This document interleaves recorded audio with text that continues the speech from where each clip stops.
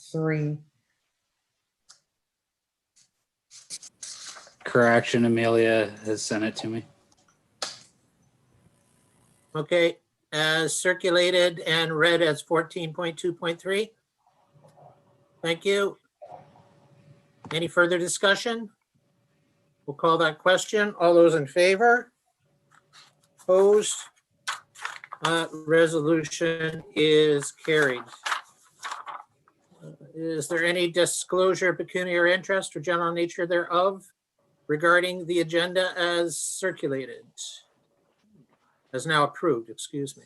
Seeing none, as can be a bit of a habit, Madam Clerk, you have a moment to take roll call, please. Yes, I can, Mayor Molnar. Thank you. Deputy Mayor Barris. Present. Councillor Esseltine. Present. Councillor Galvezi. Present. Councillor Luciani. Present. Councillor Parker. Present. And Councillor Rosehart. Thank you, Madam Clerk. I don't know how much larger I can write that down on my notes, but I appreciate your help there.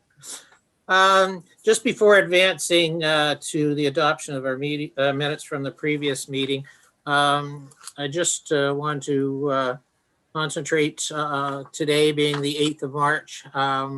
We have an opportunity to collectively celebrate International Women's Day, a day to highlight the success and leadership of women around the world, and importantly, right here in our community, and acknowledge the work that lies ahead towards achieving full gender equality. The theme this year in the province of Ontario is achieving an equal future in a COVID-19 world, in recognition of the immense contributions of women serving on the front lines in the fight against COVID-19. Women make up the majority of the essential frontline workers in several sectors, including healthcare, social services, and retail. They also represent the majority of workers in the education, childcare, and early years sectors, which we know are vital for our children's well-being. But women have also been disproportionately impacted by COVID-19, both economically and socially. They have shouldered many burdens, such as additional childcare responsibilities and increased domestic violence. Their participation in the labor market, in particular, have been severely affected. We all entered this world with the love of a woman who guided us through our developmental years. Women continue to contribute so much to the entire fabric of our society, and our recognition and appreciation should not be isolated to a single day, but truly be part of our daily lives. So on this International Women's Day, I encourage everyone to take a moment and reflect on the lasting influence of all the determined, caring, and compassionate women and the impact they have had on our lives. I'm sure it will bring back some wonderful memories. Thank you all for what you continue to do for your families and for our community as a whole. Please stay safe.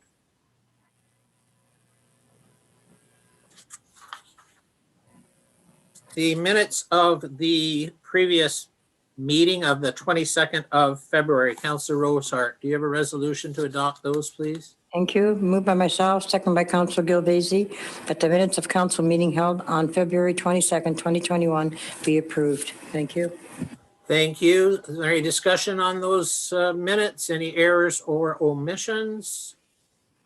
Seeing none, we'll call that question. All those in favor? Opposed? One opposition. The resolution is carried. There are no presentations this evening. We move to public meetings, and the council will sit as Committee of Adjustment to hear an application for minor variance. Councillor Esseltine, you have that resolution, please? I do, moved by myself, seconded by Councillor Luciani, that council move into the Committee of Adjustment to hear applications for minor variance at 6:05 p.m. Thank you, Councillor. Discussion? We'll call that question. All those in favor? Opposed? The resolution is carried.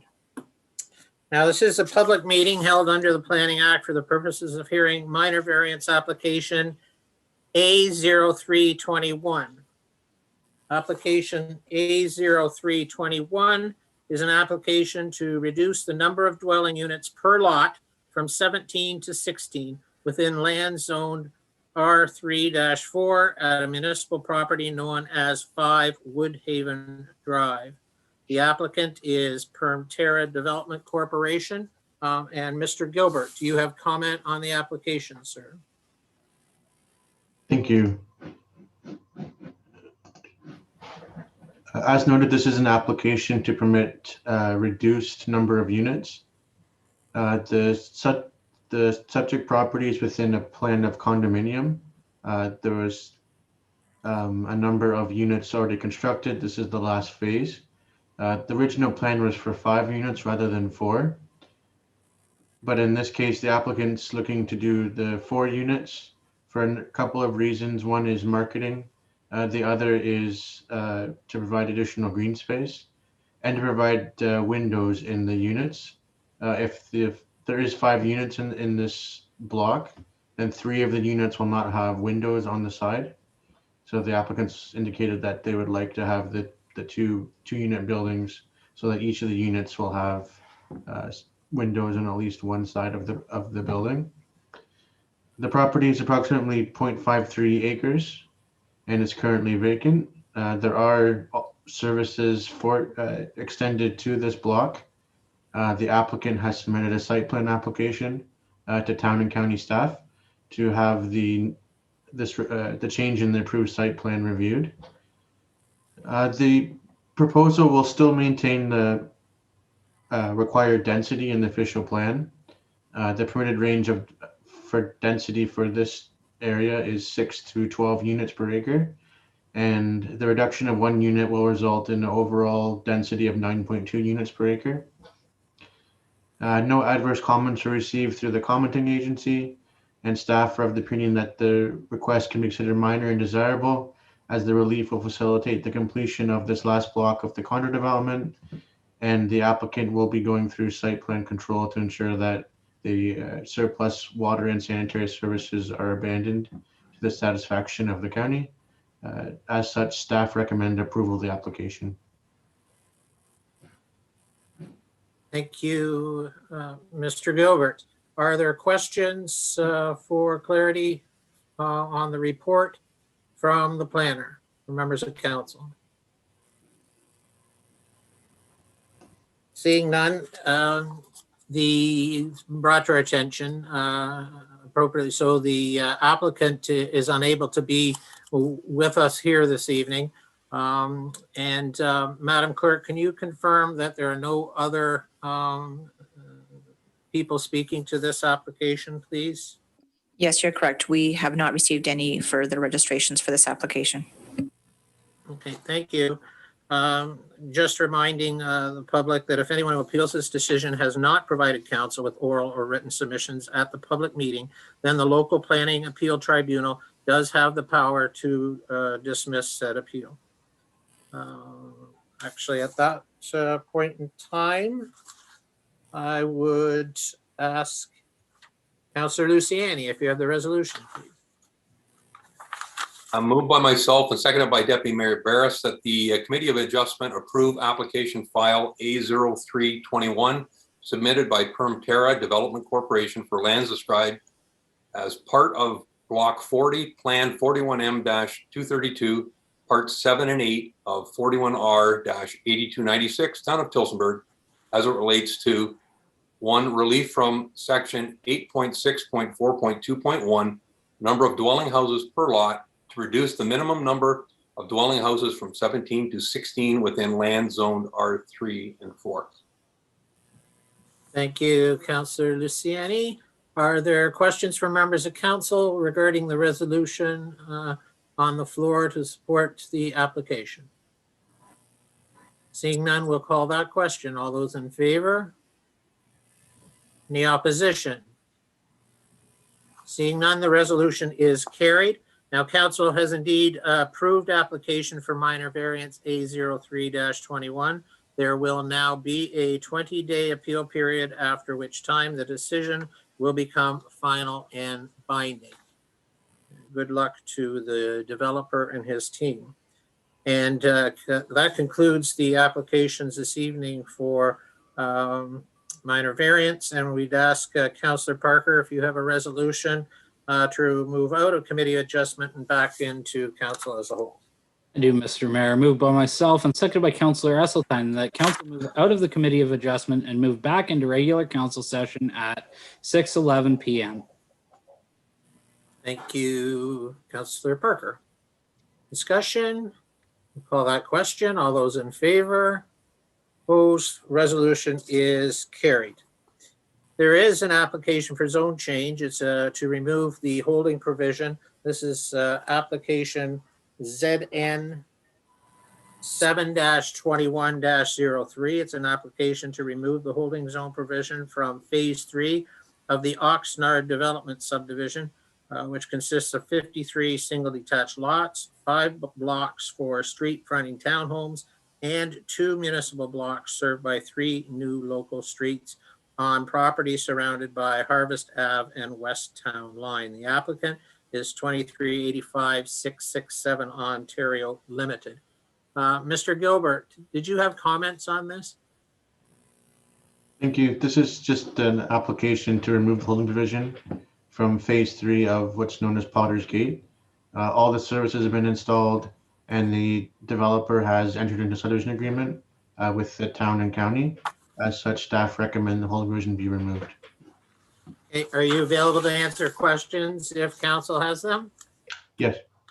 Okay, are there questions for the planner in advance of introducing the resolution to the floor? Then I'll look to Councillor Govesi. You have a resolution, please.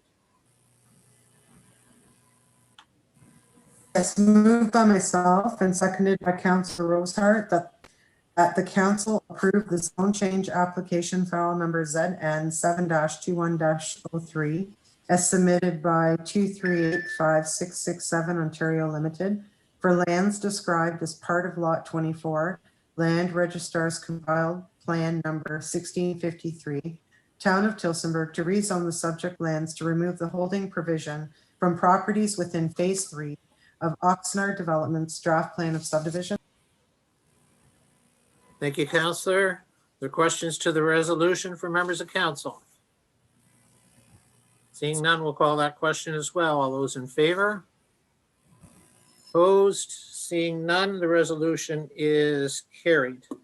We'll now proceed to an application for consent. This is application B 20-88-7. It's an application to create a single residential lot through severance for a single detached dwelling from the retained lot as proposed for a townhouse condominium development. Wait till we get to a resolution. In advance of the comments from the planner and a resolution, representative from the owner is in attendance and has requested the opportunity to speak. So welcome, Mr. Tamiko. Do you have comment, please?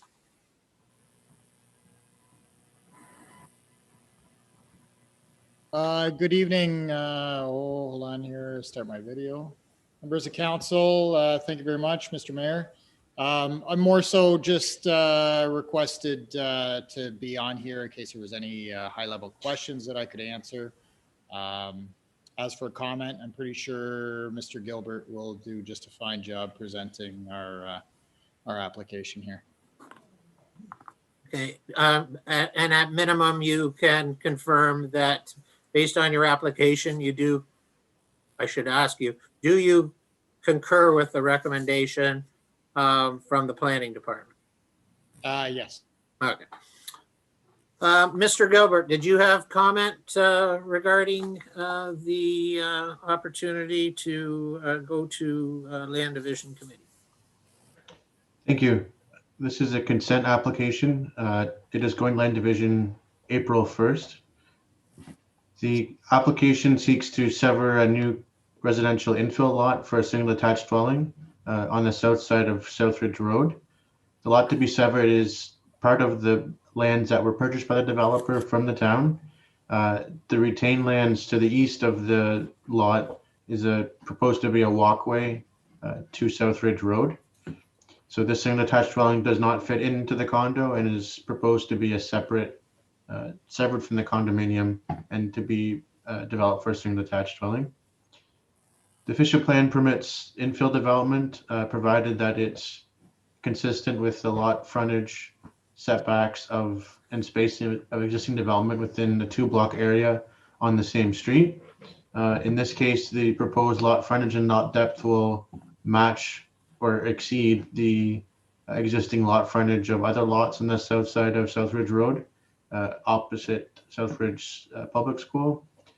Additionally, the single attached dwelling is consistent with the development on South Ridge Road and is compatible with the condominium to the south and existing and planned development in the general area. The proposed lot will meet the provisions of the R1A zone, so no variance or zoning relief is anticipated to be required. With respect to the conditions just relate to the servicing of the proposed lot and to ensure that the existing curbing that was placed there when the lands were intended to be used for a public street is removed and modified to be suitable for a single attached dwelling. Staff have reviewed the application and are of the opinion that it complies with all of the official plan policies that pertain to infill housing and existing residential areas, and staff recommend that the council advise Land Division that they are in support of the application. Thank you, Mr. Gilbert. Are there questions for Mr. Gilbert from members of council, please? And seeing none, Deputy Mayor, you have a resolution, sir? Moved by myself, seconded by Councillor Esseltine. The council advised the Land Division Committee that the town supports the proposal to sever the subject property described as blocks 21, 22, 23, 24, Plan M155, Daisy Court and Daffodil Avenue in the town of Tillsonburg, subject to the conditions as contained in the staff report, CP 2021-17. Thank you, Deputy Mayor. Council resolutions on the floor to advise Land Division Committee that council is supportive of the application. Is there discussion? Then we'll call that question as well. All those in favor? Any opposition? Seeing none, the resolution is carried. Good luck, Mr. Tamiko.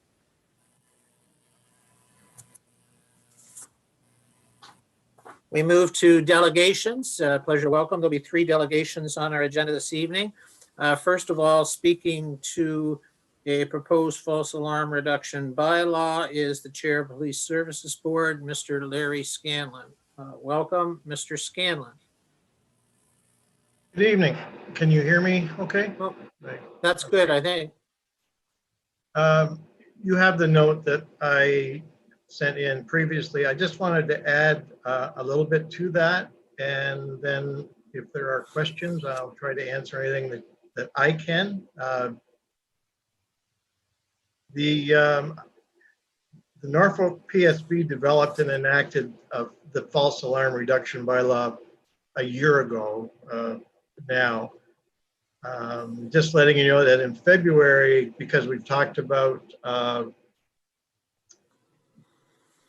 who owns the bylaw, in February, the Norfolk board transferred authority for administration to the county for collection of fees and hearing of appeals. I should also note that their bylaw, according to recent information from their chair, has reduced their false alarm calls by 2/3 over the last year. I wanted to point out that I'm sure with the best intentions, the town of Tillsonburg had a false alarm bylaw that was enacted in June of 2005. But I'm not sure that, to my knowledge, it was ever acted upon. The required registration of all systems and all annual fees were to be paid, $50 per residence and $100 for commercial, and additional charges for monitored ATMs. I don't know that anything was ever charged. It also asked for an alarm coordinator. that was set out in the bylaw. So it was very cumbersome, would have been expensive to operate. I only bring this up because the system that we're proposing compared to that one, there's really no comparison. In 2017, the PSB had discussions about false alarms. That's when we started going down this road. And I wasn't aware at that time of the existing bylaw, but progress was slow. We looked at other jurisdictions, couldn't find anything that really fit well until Norfolk came up with or enacted theirs, which I'm sure is input from other communities for them. I mentioned in my note to council the idea of the bylaw not to create another income source, but necessary to reduce false calls for service. Tying up resources and adding needless costs to our policing contract, still averaging, even over last year, the 5-year average of 250 calls, false alarm calls. And where in the reality is only less than 10 were actual calls. As we move out from under the burden of the pandemic, the numbers I expect will climb as residential systems are now commonplace in new homes and new homes are being built. As for a timeline, the clerk has mentioned April 1st because I mentioned that to her. I was probably a little overzealous when we were meeting in November. That was the timeline I was kind of hoping for. I don't know that we can meet that, or it doesn't really, that date is flexible, I guess is the best way to put it. Whatever date is chosen, I just hope that we see warning letters replaced by invoices early in 2021 or perhaps before. So with that said, if there's any questions, I will try to answer them. Thank you very much, Mr. Scanlon. And I can confirm there is a report later on the agenda, which will be brought forward subsequent to this presentation or delegation. Are there questions for the chair of the Police Services Board for members of council, please?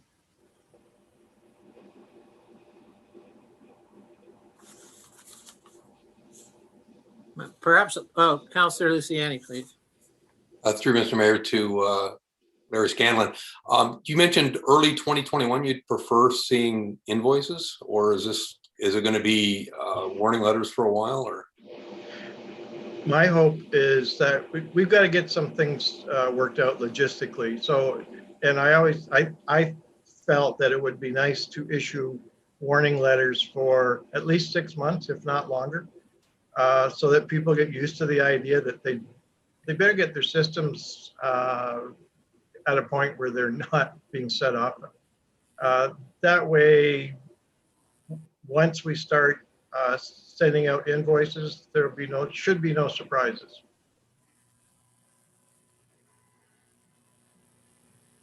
Yeah, confirming, I believe, Mr. Scanlon, you mentioned 2021. You may have perhaps meant early 2022. Yeah. Yeah. Yes. I think you're that's right. where the confusion. No, Yes, very good. I haven't.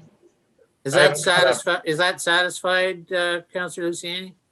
That is, I was just a little concerned that when he mentioned 2021, that it was Yeah. going to be imminent, that's all. Further questions from members of council, please. Councillor Govesi. Thank you, Mr. Mayor. One quick question through you to Mr. Scanlon. So in the case of properties where there's tenants, who does the fine go to? The owner of the property, whether it be commercial or residential, or does it go to the tenant? My understanding, it goes to the owner of the property. Whoever owns the alarm system, I guess, is the easiest way to say that. But if I'm guessing, I would say the landlord. Thank you.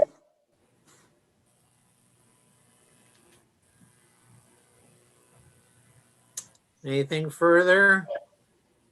Deputy Mayor, please. Through you, Mayor, to Mr. Scanlon, has there been consideration or discussion given for perhaps maybe a first-time offender through error to have amnesty over this and then the second time the fine be imposed? Yes, it was considered. And the easiest way is we're using Norfolk for guidance, and they considered it and rejected it after about a month, mostly from the standpoint of trying to look after it.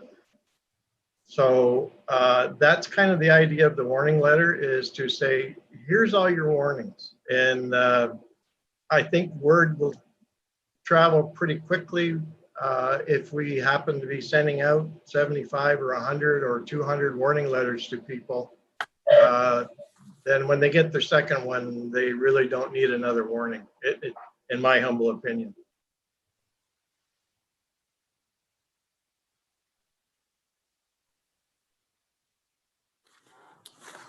Further questions from members of council?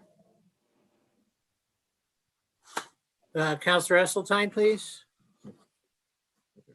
Thank you, Mr. Mayor. I'm just wondering then, in terms of warning letters for the first 6 months or so, who would be responsible for sending those out, for collecting the data and sending those out? From our perspective, the OPP will notify someone to be determined through the clerk's office, and then the warning letters will come out of administration. Okay, I know for the actual invoices, if there are fines, that the finance department in all likelihood would be responsible for that, but that would be the same thing then in the early stages when you're just sending out warnings. You would rely on the finance department to do that too? Yeah, that's some of the logistics from that side between ourselves and the clerk's office that have not been ironed out completely, but that's the understanding. Okay, thank you.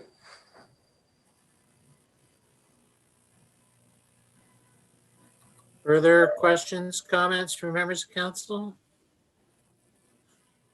Lead off with, first of all, thanking you and the members of the Police Services Board for your continued efforts in challenging times, as well for your team. A couple things, Mr. Scanlon, and the stats are included here from a generic sense, so there should be a fairly good understanding, an indication of the severity of the number of false alarms on an annualized basis. Did you make comment regarding the transfer of responsibilities in Norfolk County? So did you reference a date or a time when it went from, what I interpreted was that it was originally, and to my knowledge, was maintained as a police services board responsibility. And did you just in your dissertation indicate that it is now a corporate responsibility of the county of Norfolk?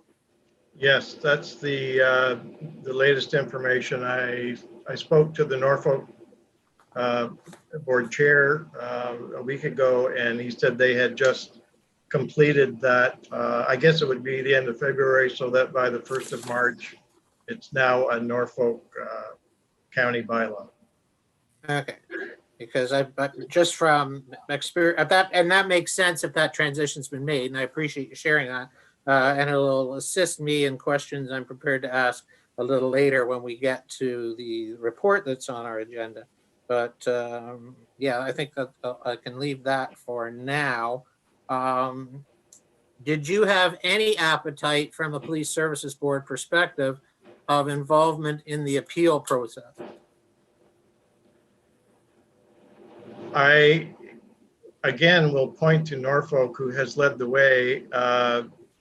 Two things that came up. One, they are going to, I shouldn't say they are, it is being suggested that they are going to void the idea of an appeal process, primarily because they've had 3 appeals and they're looking at over 500 false alarm calls. So, and in every case, they denied the appeal. So I suppose they're looking at it from a workload, I suppose. Regardless, the PSB is not going to be involved in the appeal. They were under the old bylaw, That's but under the new one, they will not be. That's in Norfolk, and That's in Norfolk. currently there's no resolution or direction from the local PSB to be involved in a similar appellant process with if and when this became a municipal bylaw. Is that correct? That's correct. I just ensuring that we all have that similar information. And can you also confirm that with this arriving here today, that from a from a police services board perspective, circulation from police services board has not been done to other potentially interested parties in the community. And I'm thinking primarily the business sector, BIA, Chamber of Commerce. No, my comment would be that I expect that when the bylaw has been enacted, we will be sure to make sure that the chamber and the BIA are given the details to send to their members. That would also go for any staff, but. Okay, no, that helps me with my questions for the when the report is on the floor. So are there any other final questions from members of council?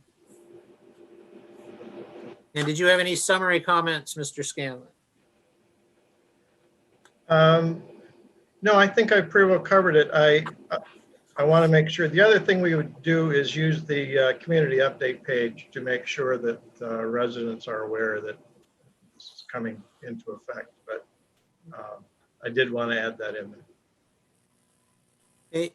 I've got Councillor Parker. You have a resolution, please. I do move by myself and seconded by Councillor Esseltine that the delegation from the Police Services Board Chair regarding the proposed false alarm reduction bylaw as presented under agenda item 14.2.3 be received as information. Thank you, Councillor. Discussion? Call that question. All those in favor? Opposed? Resolution is carried. And in receipt of that for information and in support of the amended the resolution for the amended agenda for this evening, council will move to item 14.2.3. Corporate services should read 2112 false alarm bylaw. Councillor Parker, you have a resolution. I do. Moved by myself and seconded by Councillor Esseltine that the false alarm program as recommended by the Police Services Board is received as information and that staff be directed to place the false alarm bylaw on the next agenda for the council's consideration. Okay. Amended, did council get the amended? It's not an amended, it was a proper resolution because it was read from the floor. But it's different text. So I just want to make sure that everyone heard that. And then Councillor Parker, would you like to speak to it? I'll speak to it. I feel that seeing the stats on the bylaw, in the report, I think that the bylaw does need to come forward, and I'm comfortable passing it as written. Thank you. Councillor Esseltine, please. Thank you, Mr. Mayor. I wondered, could you read the resolution again? I missed that it was changed from what we had on the agenda, please. Oh. Councillor Parker, can you read your amended, or not, anyways, can you read the resolution that's on the floor? Yes, that the false alarm program as recommended by the Police Services Board is received as information and that staff be directed to place false false alarm bylaw on the next agenda for council's consideration. Seconded by?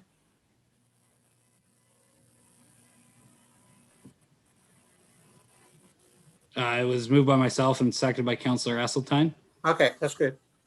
And are you good with that, Councillor Esseltine? For discussion, yeah. For discussion, sure. Okay, so we're good. There's a resolution on the floor, and I believe, Councillor Parker, correct me if I'm mistaken, is to receive his information and give direction that the bylaw come forward for consideration at the next meeting, being the 22nd of March. Correct. That's the resolution that's on the floor. Is there further discussion from members of council? Councillor Gobesi, please.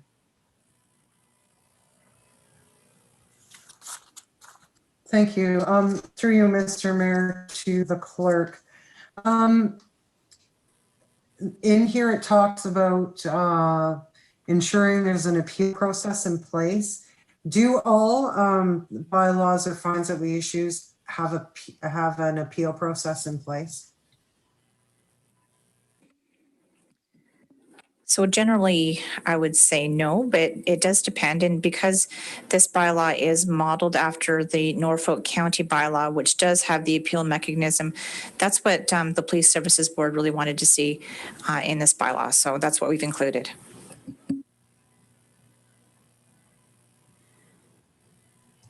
Further questions? I thought, Yeah, sorry can I about that. continue? Yeah. I was Just a waiting. comment, but I thought. Your mouth's I not thought that- moving. Are you talking, I Councillor Gobesi? know. Yeah, Okay. yeah. Okay, so I apologize, but your throat, now there you are. Yeah, I think it's freezing. Okay. I think that Norfolk's just going to do away with the appeal process, if I heard correctly. So I guess if we're putting this together, we could take a close look at what's going on in Norfolk. Yep, if I could. So that's new information that I had heard tonight. So we, after this meeting and depending on the direction from council, we can definitely reach out to the county to see what the wording is going to be in the new bylaw.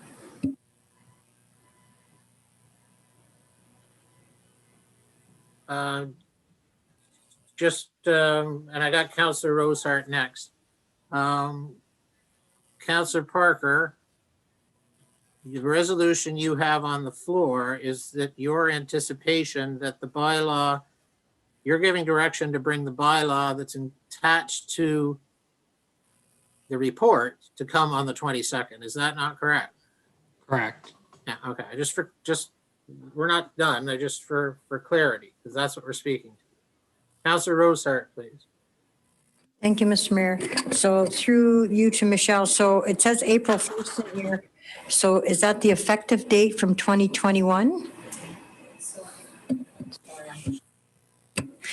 That's a good question. So from some of the discussion and some of the points that Larry has just brought forward tonight, I think it would be safe to suggest that if we're looking at a 6-month trial period or education period, we might want to do that from June of 2021 to the end of the year. And then that still gives us some advance time to circulate some of the other businesses and the BIA in terms of this bylaw being passed. So we can pass it at any time, but I would recommend that the effective date would be June 1st. Thank you. Further questions from members of council? A couple of things from my perspective, and I want to thank again Police Service Board and Mr. Scanlon. I would suggest kind of the first part of this is that if there's a period of time that's being recommended to slowly migrate into this and provide some relief, I don't know how much of a rush to a decision there ultimately is. I'm reading the report that's attached tonight, and I'm going to just reference page 2 of 3. I guess it's page 100 of the overall agenda, While staff would like to support other boards and committees, the finance department and the CAO have indicated they're not aware of how much work will be involved, i.e. how many false alarms there will be in a given year, and if the revenue source will cover any direct and non-direct costs associated with this program. Even the processing of appeals, plus or minus, will take some time by the finance department to review and conduct. I'm supportive of Councillor Parker's direction, in essence, in principle. But I just feel there's a lot of outstanding moving parts to this. With respect to staff who would ultimately have to implement it, the report has not yet demonstrated, and it was coming here as a recommendation from a third party, so let's recognize that. But that I would much rather see a staff report, because once we give final direction to any bylaw, it's staff that will have to implement it. And I would encourage that, certainly, but I don't think that moves that far. I'm not supportive of the entire bylaw the way it's written right now, and I would certainly encourage, even though I'm supportive of the bylaw, and I've raised my hand at a police services board meeting of that, the impact or potential impact on local businesses, etc., are important. I forgot to ask Mr. Scanlon, I should have, because there's one aspect in here regarding power surge. And power surge is something I think needs to be perhaps reviewed, especially in context of who may ultimately sit in any appellant capacity. Because of the linkage between if the town sits as the appeal body, there's potential conflicts of interest there. I'm not necessarily it's a significant item, but something to be aware of. I appreciate the fact that there's been moving parts regarding the Norfolk situation. I just think actually, if it comes in at the next meeting and has 6 months, or if it comes in 2 to 3 meetings from now and has 4 months, that's the same amount of time, but you have one chance to make a good, solid, responsible bylaw.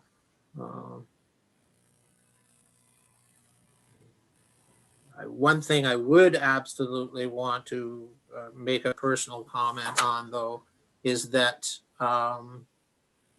demonstrable or not, there are definitive savings to the overall corporation relative to the redistribution of the human resource assets of the OPP when they're not responding to false alarm. In the current and agreed upon OPP billing model with the town of Tillsonburg, we are ultimately pay for every false alarm. And responsibility at some point should be assumed by those who are investing in a portion of that as well. So outside of any, the resolution on the floor, or the report, excuse me, Councilor Parker, the original report was that staff be given direction. Councilor Parker has given direction, and that's what's on the floor. I guess I would like the opportunity to staff to be more involved and ultimately bring additional background information. Those are just my comments.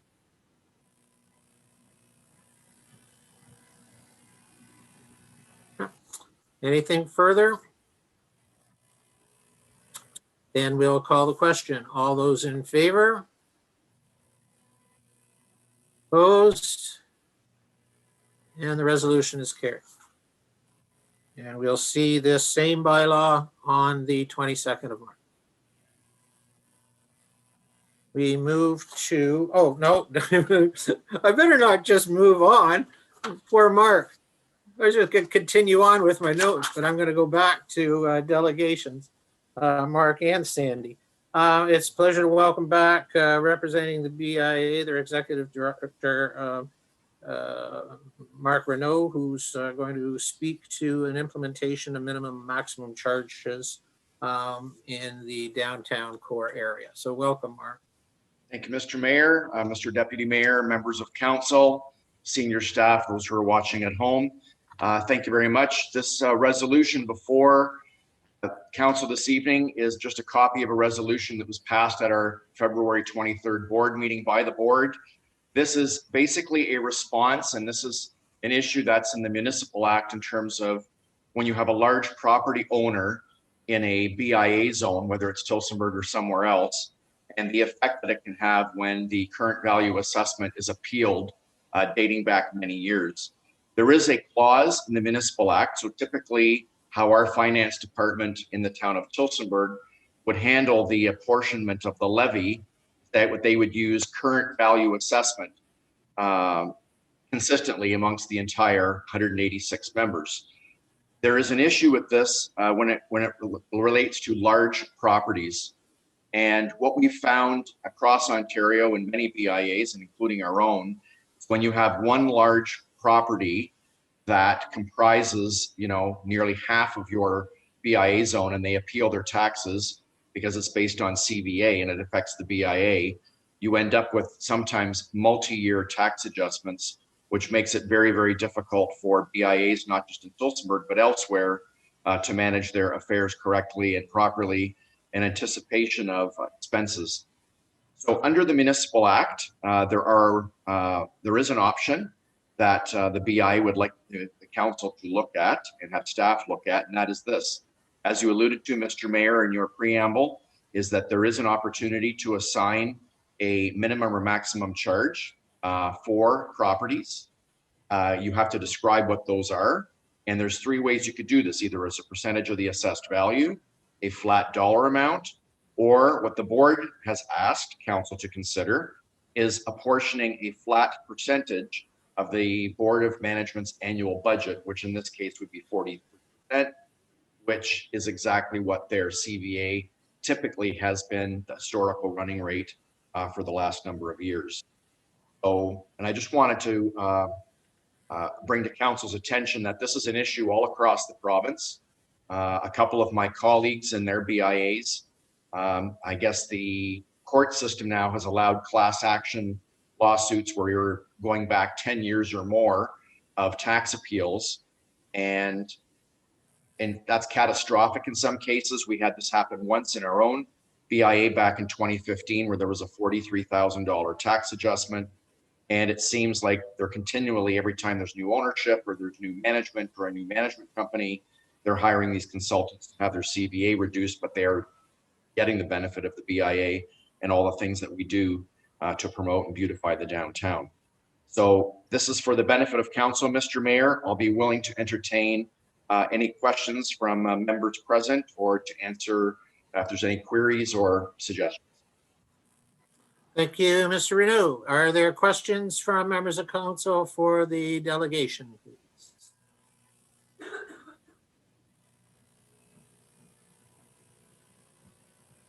A couple things from my perspective. Thanks very much, Mark.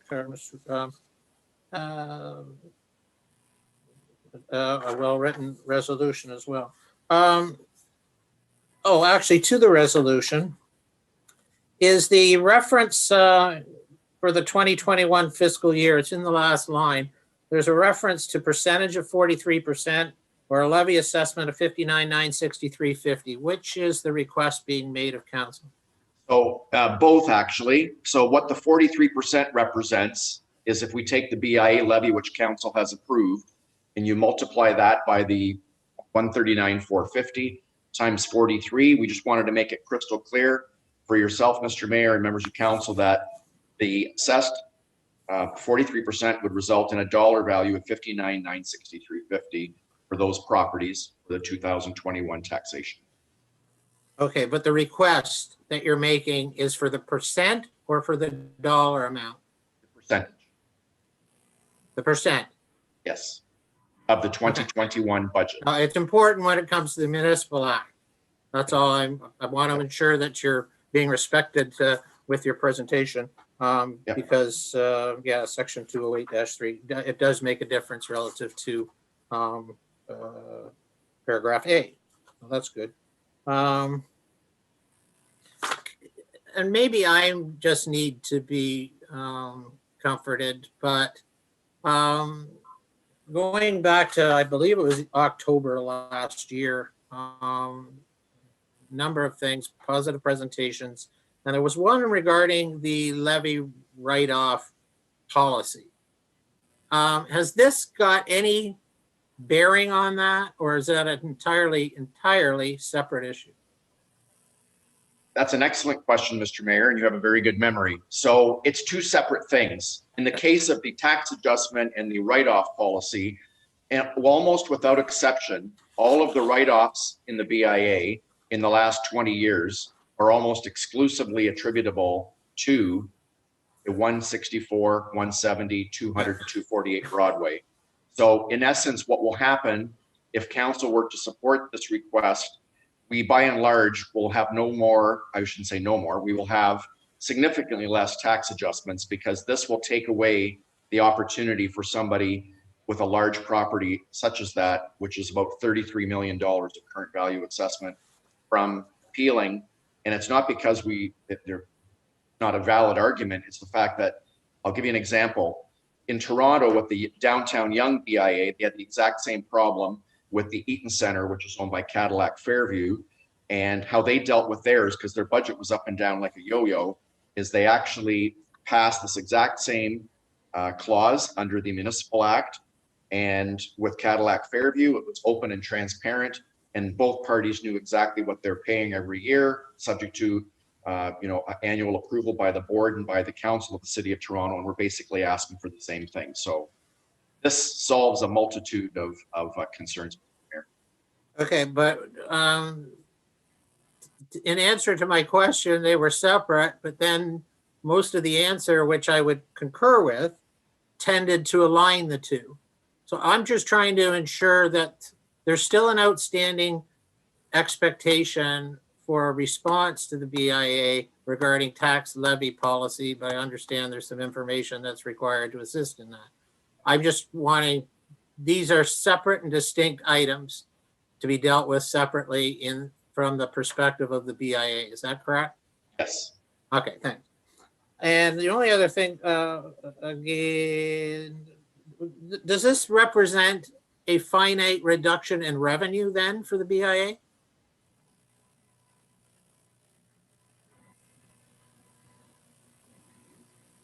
Does this represent a finite? Well, No. okay, I'm sorry. If what does those four properties right now must be paying 118, about 125K, somewhere in there. Is that? No, what they're currently paying is about what you'd see here if their CVA was exactly the same. This is not any reduction at all. What this will do is it freezes this so that 43%, in the past, their assessment has been as high as 38 million and it's come down over time. So what this is that 43%, which basically is as it stands today, this is neither a reduction. It basically freezes this so that, let's say they appealed their taxes 3 years from now and their CVA dropped by 1.5 million. Okay. Then what would happen is that 59,000 or that 43% is static and unappealable, which gives some predictability to the BIA's financial statement. Okay, that's good for clarity. This is locking that property in. Correct. At that percentage, not indicating that that's the percentage of the overall budget that would be their maximum. Correct. Okay, that's good. Thanks. Well, I think that clarifies that. Oh, excellent. I would ask, are there any final questions from members of council to the delegation? I would also ask, do you have any summary comments, Mr. Renaud? Thank you, Mr. Mayor. Just for the benefit of council, this is an issue, as I mentioned, all over Ontario. The OBIAA is trying to, on both your questions, Mr. Mayor, we're trying to get some changes to the Municipal Act, which we've been told from the Minister, Mr. Clark, that that's not imminent at this time. It's not a priority given the pandemic. but we want to work towards some resolutions on both the tax adjustment write-off policy for the province and how that may work, or we change the legislation so that goes away. And then also some changes to the municipal act itself so that there's more predictability with BIA finances in the 400 plus BIAs. Okay, excellent. Thank you, sir. Thank you very much. Councillor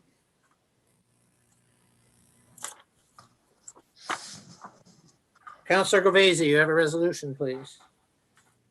Moved by myself and seconded by Councillor Parker that staff bring a report back to council outlining recommendations in regards to using Municipal Act 2001 SO 2001 C25 Section 208 funds raised to create a minimum maximum charge for properties known as 164, 170, 200, and 248 Broadway. Thank you. Did you want to speak to the resolution, please? Just very briefly. I'm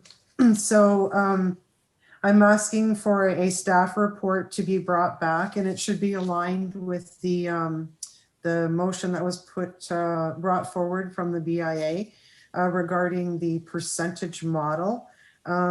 This would create more stability for the BIA, and this year was obviously the $16,000 reduction was a result in a reduced assessment from this property. Thank you.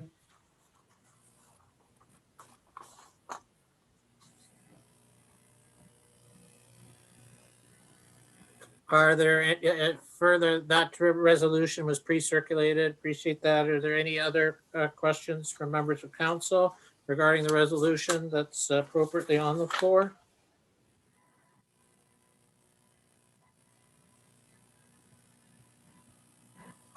Councillor Govesi, you don't mind it being extended beyond section 208, include 210 in chapter 25 as well, as is relevant potentially? Oh, yeah, sure. I've got some questions, but I think I'll just hold them. I support the resolution, and I think I'll hold those till we have time to review the supplemental report. Anything further from members of council? Then no, I'll call that question. All those in favor? Opposed? Resolution is carried. Thank you. Thank you, Mr. Thank Mayor. you, Mr. Renaud. Thank you, sir. And we move to our third delegation this evening. I have Sandy Pake. First of all, welcome, Sandy.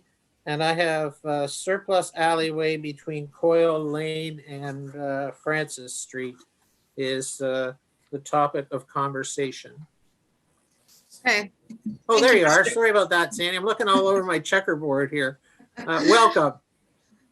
Thank you, Mr. Mayor and council members. Okay, I've been asked to be the delegate on behalf of Chris Malosh, John Fish, Tracy Dinsmore, and myself. May of 2018, I was directed to the Development Commissioner, Cephas Panchow, and asked what could be done. And he said he would look into it and get back to me in reference to the said lands. 1 year later, we were informed that the town of Tillsonburg was not interested in selling the alleyway due to its use as an overland flow route for 100-year storm events.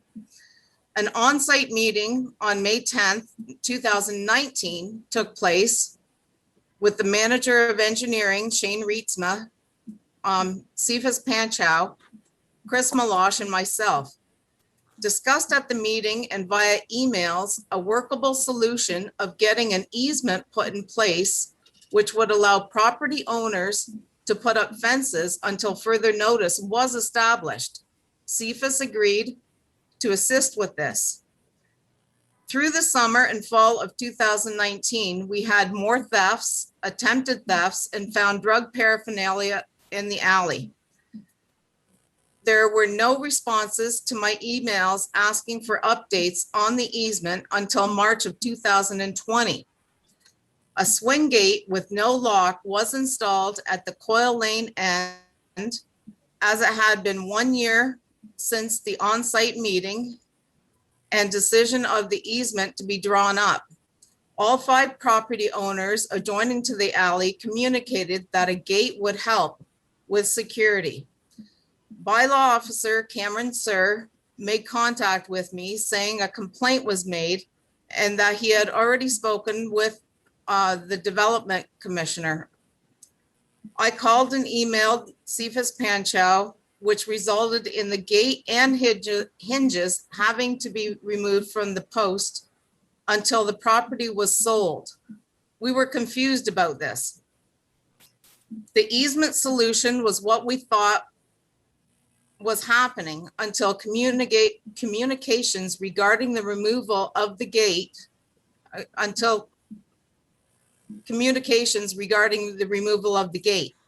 The first mention of having to purchase was June 18th of 2020 in this email.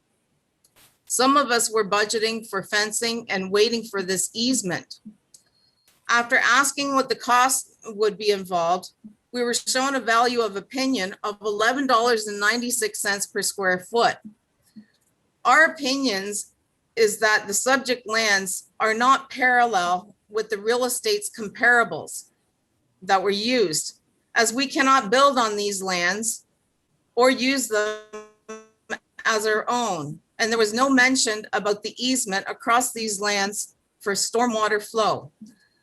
Due to no one cutting the subject lands, the majority of the alley has been maintained by myself for 27 years and shared with Chris Meloche for the last 10. That has value. At $25 per cut, that's $500 a year. Over the last 27 years, that comes to over $13,000. Up until now and currently, the alleyway does not have tax revenue. The alleyway, as it stands right now, my property has an existing easement on this alleyway as it sits on it just shy of 9.5 inches. We were sent and given a draft agreement for purchase and sale to edit and submit an offer on these lands, noting to have them in, if possible, by March 1st for a council meeting on March 9th. Today's March 8th. We found several concerns with this agreement. That was one of them. Also, how we received it.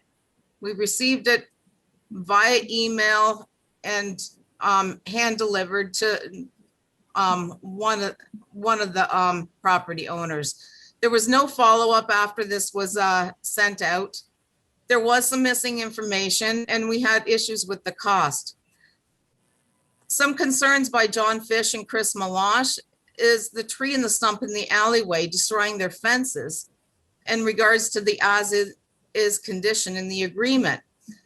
There was a work order put in place to have them removed. Wondering if this work order is still in effect. We have no idea what type of overflow path will be installed and how often it will have to be excavated for maintenance. Also wondering, why did the town change their decision from not interested in selling to agreeing to declare the alleyway surplus? In conclusion, we have the issue of safety and security of our properties, which gets worse every year. Just having the back fence isn't enough, as it gives thieves and others full access via a throughfare from one end to the other. The previous solution with the town retaining ownership and an easement solution would have taken care of this. However, it has already been deemed surplus. With the town retaining the rights by easement for the storm water flow conveyance, we cannot build and we can only secure our properties. We will have to be prepared for any installation and or maintenance at our cost. If agreed upon, transfer the subject lands in lieu of the maintenance over the years. We'll pay the survey and the legal costs associated. Divide equally the full width of the alley by the width of our respective properties for each, myself, Chris Malosh, John Fish, and Tracy Dinsmore.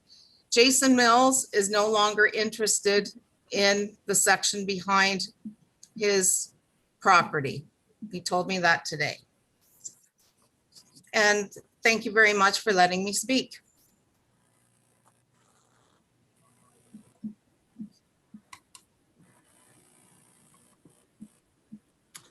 Well, thank you, Sandy. Maybe questions from members of council. I wanted us to not clarify, but confirm one thing. First of all, thank you very much for bringing that to council's attention as a whole. Were you making presentation from prepared notes? Yes, because I was speaking on behalf of all of us, I had to write it all down.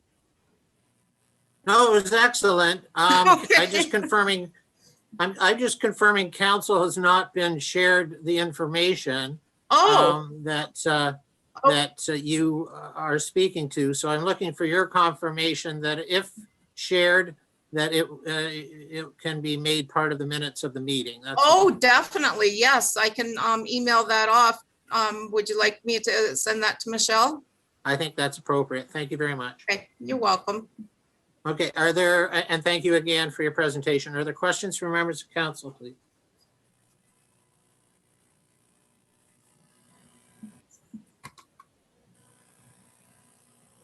Councillor Esseltine, please. Mayor, I have a question.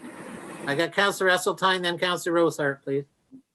Okay, thank you, Mr. Mayor, through you then. So where we stand right now then is that the residents along that space have been offered a chance to purchase the property closest to their properties, but are you still interested in that, Sandy, or are you no longer interested in it? Through you, Mr. Mayor, to Councillor Esseltine. Yes, we're still interested. We're just confused because it was told that at first that the town didn't want to sell it, that an easement would be put in place. But and then all of a sudden that we could put up a fence. But we had waited a year for this easement to be done. And then once we put up a gate, bylaw came in, and then all of a sudden, oh no, it's gonna be sold. But now that it's been deemed surplus, we are still interested in it because it's gone to that process, yes. But at a cost of, the cost is just outrageous because it's not usable land to us. We just need it to secure our properties. So would you possibly then be interested in putting forward offers to purchase at a different price? At a different time. And at a different time. I don't think negotiating the price of municipally owned land is, I'm giving full respect, Sandy. I'm trying to find a way that we walk through this process together, but I don't think it's in anyone's best interest to begin negotiating property in an open council. Not at a council meeting, but it's just, nobody's in agreement here with the property owners of paying an outrageous price. And that's what we've come down to. It's either, that, or, if we could go back to the town retaining the rights and letting us put up the fences. Okay. Yeah, Sorry, Councillor, I just was playing defense in a way. Councillor Esseltine? They're on mute though. Okay, I was just gonna say, that's good information. Thank you. Okay, Councillor Rosehart, please. Thank you, Mr. Mayor. Sandy, the gentleman that is not wishing to take his share of the land, has this been sent to CFIS yet? Has Mr. Panchow been notified of this?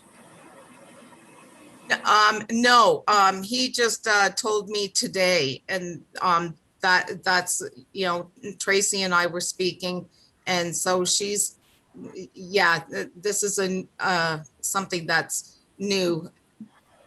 And yeah, so we gotta talk to speak. Things have changed there now Yes, in perspective of the land buying, right? yes, Is that my Yes. understanding?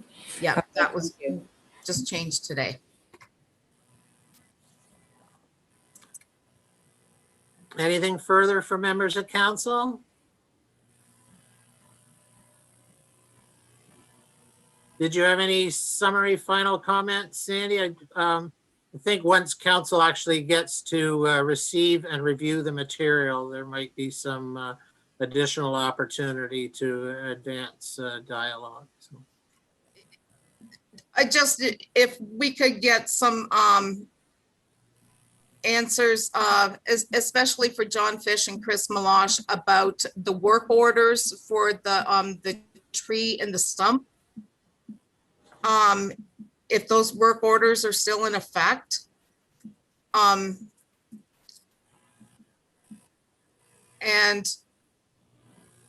So I'm But- sorry, Sandy, those questions are included in your presentation? yeah, Well, I think it would be responsible that when received, that the oh, municipality responds to your questions as can be okay. done appropriately. Okay, well, thank you. Okay. Then That would be my expectation. I mean, Oh. you ask questions, you get answers. okay. I don't know the answers because I really don't know all the questions. So. Okay, well, thank you very much. That's all I have then.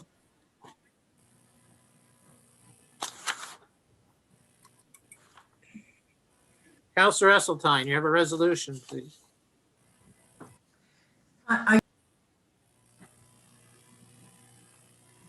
You're on mute, Councillor Esseltine.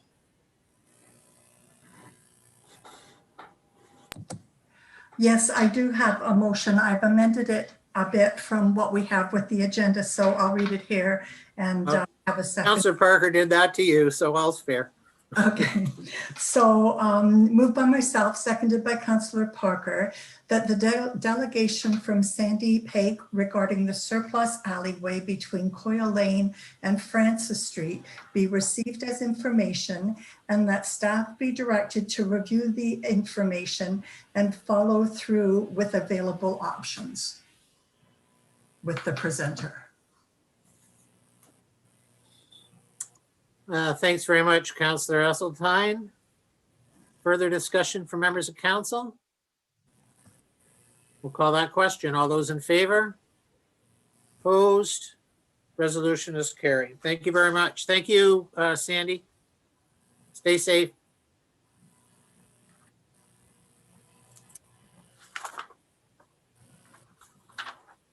There are no deputations on committee reports. We move to item 12 on the agenda, and would encourage other communications, deliberations as well. We're approaching a year of various peaks and valleys regarding international pandemic, and the town and Southwest Public Health Region currently sits in orange. We've been in orange for a week now. From the 1st of March till today, the 8th, there's every indication that the province and cabinet will review our region again this Friday. Trends seem to be going better and well in the area, and the people of the community and region need to be applauded for their efforts in that and advancing to any less restrictive color zone, and then continuing to act responsibly will ultimately bring greater opportunity for all citizens. And the largest identifiable current incident within the region is actually a workplace outbreak at the Ontario Police College, as they're demonstrating the Elmer statistics. But I would share, as recently as earlier today, the topic of conversation, members of council, customer service center, I know our own phone lines and public health phone lines are inundated, and appropriately so, because we talked about hope, we talked about equity and the integrity about the rollout of vaccines. And now, starting the week of March the 15th, to the broader population, 80 years and older, that opportunity will begin. And I hear the concerns for clarity and equity, frustrations and anxiety, and all to be understood and respected.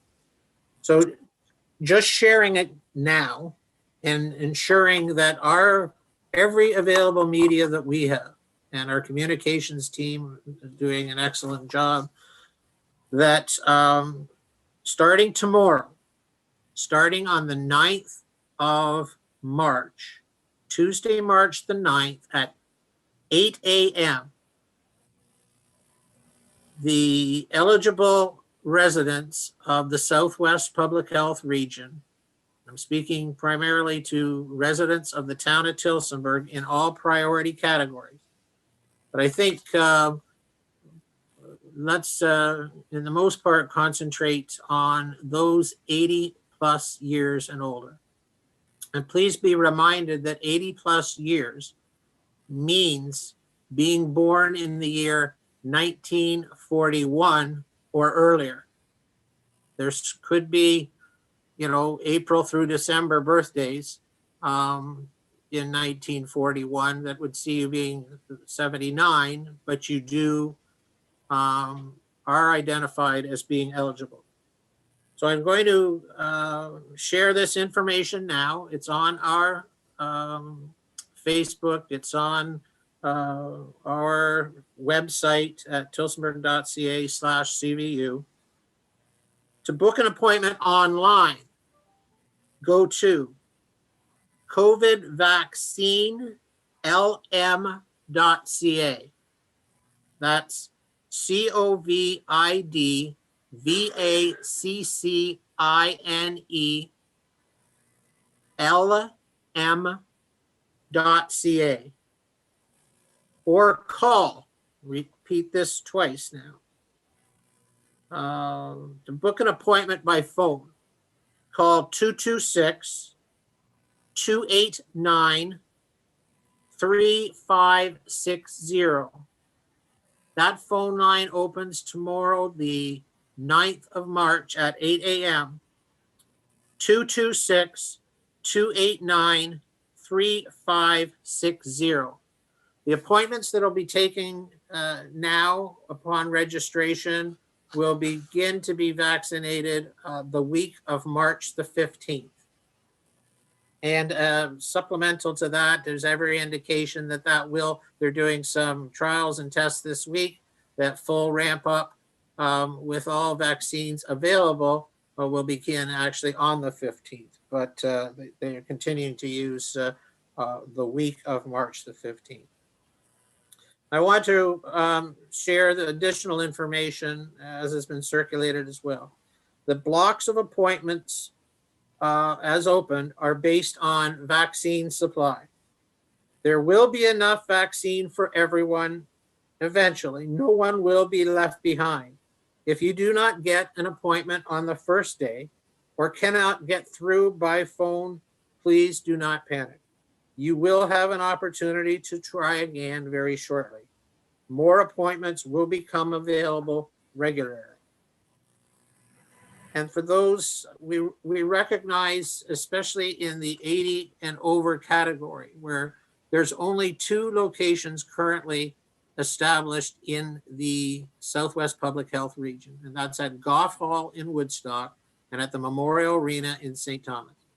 In the town of Tillsonburg, our emergency control group, support from others are working diligently and reminding the public health unit that facilitates this on a regional level based on our own unique demographics, challenges regarding transportation, that they're looking to ensure that these two primary sites are up and running effectively and efficiently, and then we'll be looking to expand out to satellite offices or satellite vaccination sites in the near term after that. For those that need assistance to get to their appointments, if successful in getting it booked, any person can have an attendant travel with them. They'll be screened upon entry, but there are people that may need some personal assistance, both to travel and or to actually get into a facility. So, and come back to those numbers again at the end of our meeting tonight, because they are important. And would remind us all very quickly again, COVID vaccine eligibility. The number one thing is it's based on supply, and demand is far exceeding supply. Those currently eligible are all long-term care and retirement home residents, staff, and essential caregivers. All hospital and acute care staff in frontline roles with COVID-19 patients or those with high risk of exposure to COVID-19. All patient-facing healthcare workers involved in the COVID-19 response. All medical first responders, including paramedics and firefighters providing medical first response. Community healthcare workers who are, again, patient-facing, serving specialized populations. Frontline healthcare workers working in inpatient settings and hospital procedural areas. Residents and staff in other congregate care settings for seniors. And importantly, again, adults, 80 years of age and older, born in 1941 or earlier. And this is a new confirmation, but one that's important. Once you become eligible for the COVID-19 vaccination, you will remain eligible until all vaccinations are administered across our region. So once again, and then we'll mention it again at the end, and we'll entertain any other discussion. The phone line that opens up at 8 a.m. tomorrow morning, the 9th of March. The line will be operational from 8 a.m. to 5:30 p.m. 226-289-3560. And you are able to attend either site. You're not limited to Oxford County site. Both Woodstock and St. Thomas are available. And I would reconfirm again that the municipality is working diligently to ensure that local access is available through various, whether satellite locations and new, more transportable. There are now 4 different of the Pfizer, the Moderna, the Oxford AstraZeneca, and most recently the Johnson & Johnson. And some of these have different properties relative to how they can be stored and transported. And so some of that will weigh in on accessibility to the vaccines as well. Are there any additional questions or comments from members of council? Councillor Parker, please. Through you, Mr. Mayor. I'm just wondering what Southwest Public Health's suggestion to residents that don't have transportation is if they're trying to get the vaccine. Are they just supposed to wait until satellite areas set up here. Well, I think maybe we could look at how I mean, one member, but we have dedicated inclusive programs already in this community that assisting in getting people safely to and from a vaccination site might be something that we could be proactive and working in as well, whether that's through social agencies in the community, volunteer groups, ensuring, insurance on transportation. I know that the question was asked the other day. We're looking forward to a response relative to the flexibility of our own transit system. So there are ways, that there are already networks in this community that are delivering people to services further away than Woodstock or St. Thomas. So something as well, it doesn't totally address your question, Councillor Parker, but having hard copies of the consent form at the customer service center for people that don't have printers or, printing off electronic copies off of that they're not using online registration. They're making a phone call. They know they can get a hard copy at the customer service center. That didn't answer your transportation issue, but I think it's part of a broader thing that I know that there's. I'm encouraged by the feedback of so many people wanting the vaccination as soon as possible, because in every sector of the population, that's not the case. And but accessibility and transportation and barriers to it remain something that we are familiar with.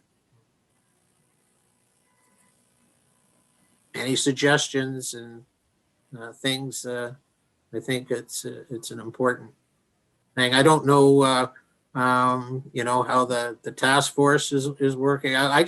We can find some made in Tillsonburg solutions, and I think we should be working on those. That's all. Thank you. Deputy Mayor, please. Could you clarify at rollout time which of the 4 vaccines will be administered in Southwest Public Health? The one that takes 2 injection plus a follow-up later, it would be a single injection. Are you aware of that? If not, I'm not aware of that. I can confirm up until this point, there's been no Moderna has arrived inside the region of Southwest Public Health, because I've been aggressive on a moderate lack of equity in that, because it is transportable. And Pfizer has received new that's why one of the reasons why they're in larger sites where storage and other things can be provided for. Johnson & Johnson, I don't think is available yet, and I don't think the AstraZeneca is actually being put into an arm yet. So even though they've been approved by Health Canada, although Deputy Mayor, so the answer is I don't know. But one positive confirmation that came in an email between just before 6 o'clock was that there's every indication that the amount of vaccine to be received within our healthcare or public health unit area in the next few days and weeks is escalating greater than what was anticipated prior to receiving this information from General Hillier today. That was just confirmations. Anything further? Councillor Kowese, please. Thank you. Like Councillor Parker, I'm hoping that once available, I believe a lot of it has to do with the availability of vaccine, and once there's available amounts, I would like to hope to see local clinics or uses of pharmacies, something similar to what we do with the flu shot. And I know that moving the vaccine is a logistical problem, but hopefully, like I think Johnson & Johnson only needs to be refrigerated. So hopefully some of these things will be worked out in the future. My question is actually regards to testing. I just had someone reach out to me who has an elderly mother that is going to require surgery, but is not mobile. So is there mobile testing currently, or do they have to go into the clinic to get tested? There was historically mobile testing, very similar to the mobile flu shots that were being provided through a certain period by Oxford EMS, retrained to do the swabbing. I can work with you on that to see if that is still available, Counselor. It was being done at an acute period of time where testing was being ramped up, and they were being trained primarily to go into long-term care sites, because the residents in those areas, the staff were able to go to the assessment center, but the residents certainly were more restricted. And that took a next stage to be able to go out to isolated properties or people that. So if we want to work on that, I don't know the contact information, whether it would be public health or County of Oxford.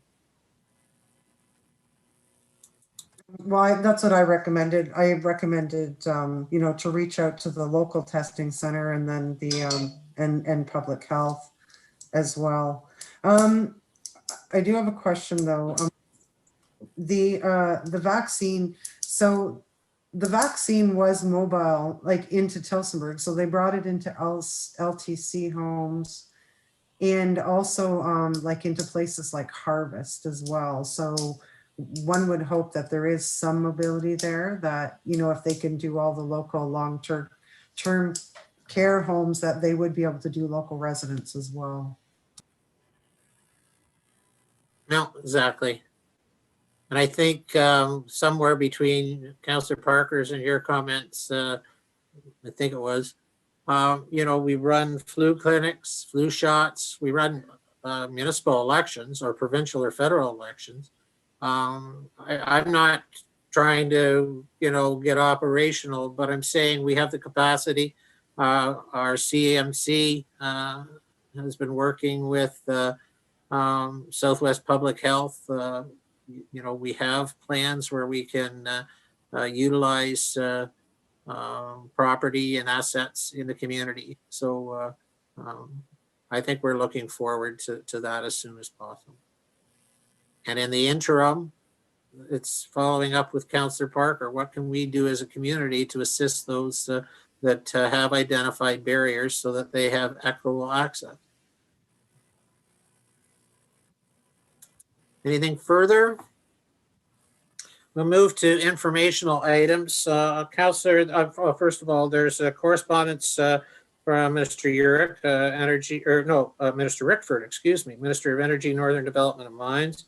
There's a letter of appreciation from Baldwin Place residents regarding sidewalk maintenance, and then two important pieces of correspondence, one from the Minister of Municipal Affairs and Housing regarding 2021 COVID-19 recovery funding, and from the Minister of Transportation regarding Safe Restart funding agreement for additional safety precautions on municipal transit systems.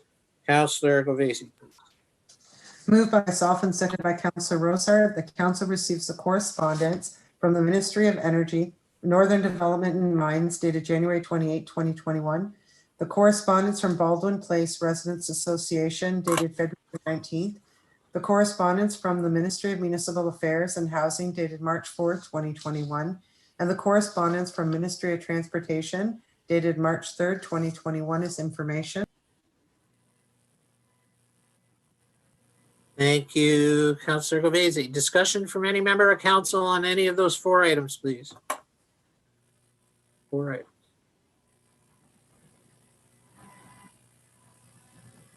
I would just real briefly, either through, I don't know, to Director of Operations or the CAO, any comments or expectations that we would have regarding the planning process for energy?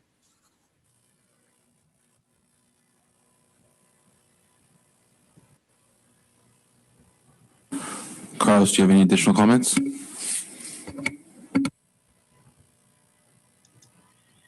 No, I don't have additional comments at this point.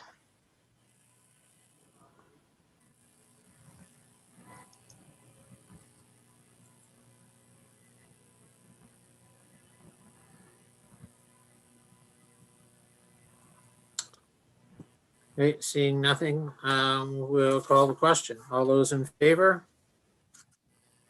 Opposed, resolutions carried. We move to staff reports. Item 14.1.1, the CAO report regarding modernization funding, and this is intake 2. Councillor Parker, you have the resolution, please. I do. Moved by myself and seconded by Councillor Luciani that council receives report CAO 21-01 municipal modernization funding intake 2 as information, and that council directs staff to proceed with applying for funding for all of the programs listed in this report. Thank you, Councillor Parker. Discussion for members of council, or did you have any summary comments, Mr. Pratt?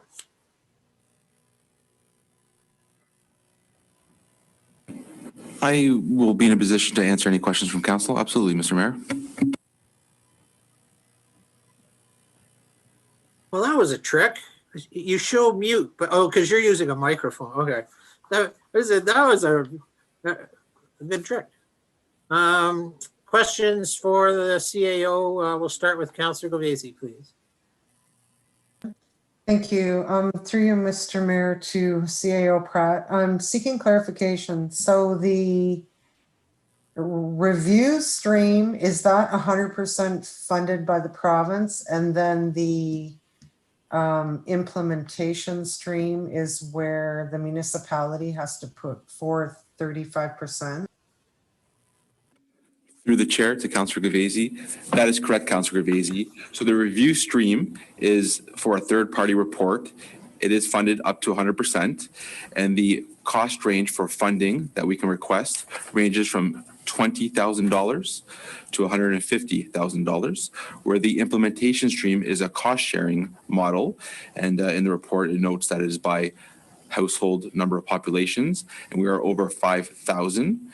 If our households are over 5,000, it's going to be 65. If we're less than 5,000, it's 75, and we are over 5,000, so we're at the 65 for the province and 35 for us.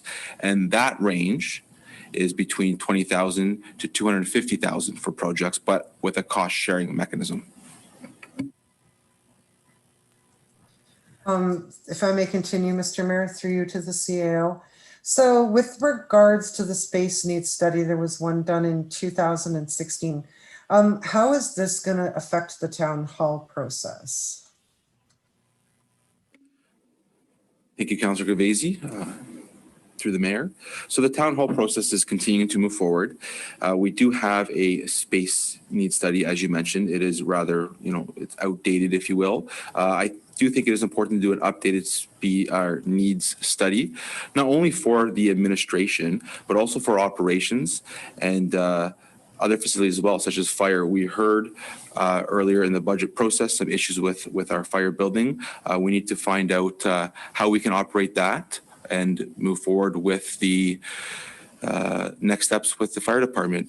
What's more is we have our operations at Lisgar and at Spruce Street. Is there opportunity to amalgamate operations? Right now, with the town hall, as you noted, we have the space needs study, but the reality is with that, it was only administration that was considered. So when it comes to hydro, the administration from hydro was considered in the space needs study, but not the operations. And we need to factor those items in to move forward. Thank you. If I may continue through you, Mr. Mayor. Please. So the implementation stream, the app, it looks like an extremely comprehensive app, but it is going to cost the municipality significant dollars. The one thing that I wanted to see in an app was a report a problem app, which would put report a problem at fingertips, but I almost think that this app does more than maybe what we needed it to do. But I do have concerns. We're looking at a blanket approval here, and we've already approved our budget. This is something outside of our budget. There are going to be costs to town, to the municipality. Are we 100% assured that there won't be any additional costs? In this regard, is this a rough guideline? We haven't really, received a comprehensive report on this and where we're going with it at this point. Mr. Mayor, through the chair to Councilor Cavazzi, thank you for your question. So you're right, you haven't received a comprehensive staff report on this. The fact of the matter is we were looking into the municipal app. You guys will recall that you guys did want to see it as a corporate initiative this year. And should there be funding to look into those opportunities? Well, here we are. There's some funding available, so we can look into that. To answer your question, in the staff report, it does note one-time costs and annual costs. So the one-time costs will range between $67,000 and $97,000, and that's on page 74 or 4 of 7 of the report. And then it notes annual costs, and there will be annual costs.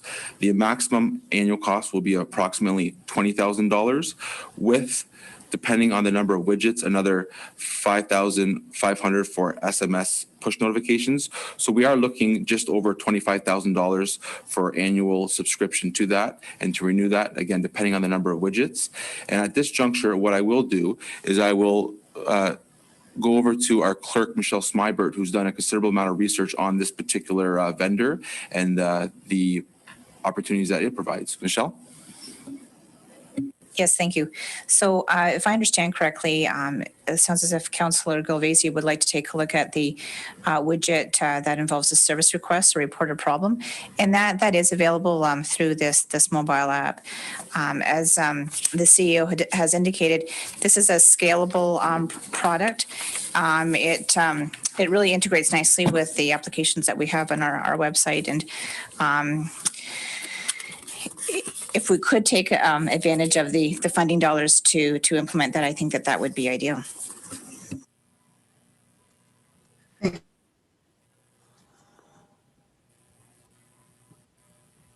Anything further, Councillor? Other members of council, please. Councillor Rosehart. Thank you, Mr. Mayor. Through you to Mr. Pratt. So we have people working in our community in all of these departments. And the years they've been here, would you not think that they could find efficiencies better because they're working here every day in this community? And would they not have better knowledge of the efficiencies that we could look at or work with? Through the chair to Councillor Rosehart, absolutely. Our staff is incredibly knowledgeable. They identify efficiencies all the time and ways to improve processes. So they are doing that on a regular basis.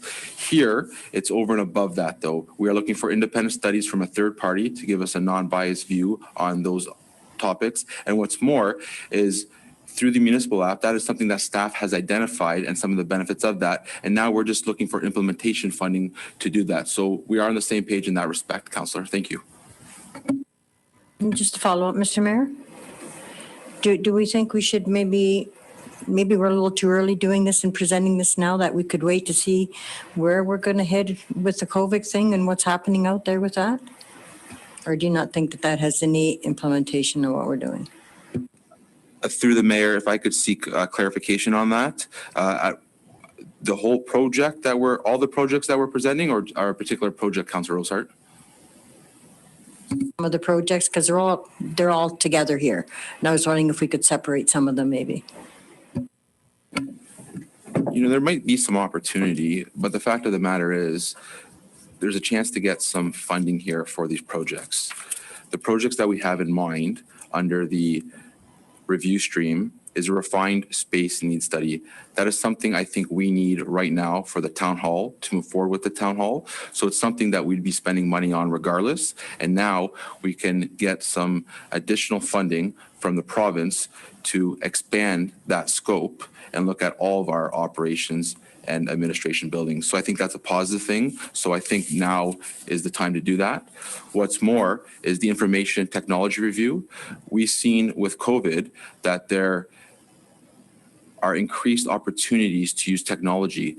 And what's more, we learned that some of our technology integrates well with each other and some does not integrate well. And I think to have a third-party review of our IT technology, our infrastructure technology, to find out what's working, what's not working, and other ways to improve technology to increase efficiencies is a positive thing. And I think now is the time. Regarding the solid waste management, that could be put on hold. When we renewed our contract with the county, the mayor was very vocal in noting that there are more efficiencies out there. So if we want to go down that route and get third-party funding to help us with that, I think now's the time. Otherwise, that one could be put in a parking lot for another day. Regarding the implementation, the citizen portal or the municipal app, that is something that council has identified that they would like to see move forward. Are there other apps out there that might be cheaper? Yeah, absolutely, there might be. As our clerk noted, this one integrates well with our current IT infrastructure and our website. And right now, there's an opportunity to try all the widgets out. And then, you know, depending on how the first year goes, we can reevaluate that. So given what I heard from members of council, I think we do want to move forward with the municipal app. The last one is the urban forestry program.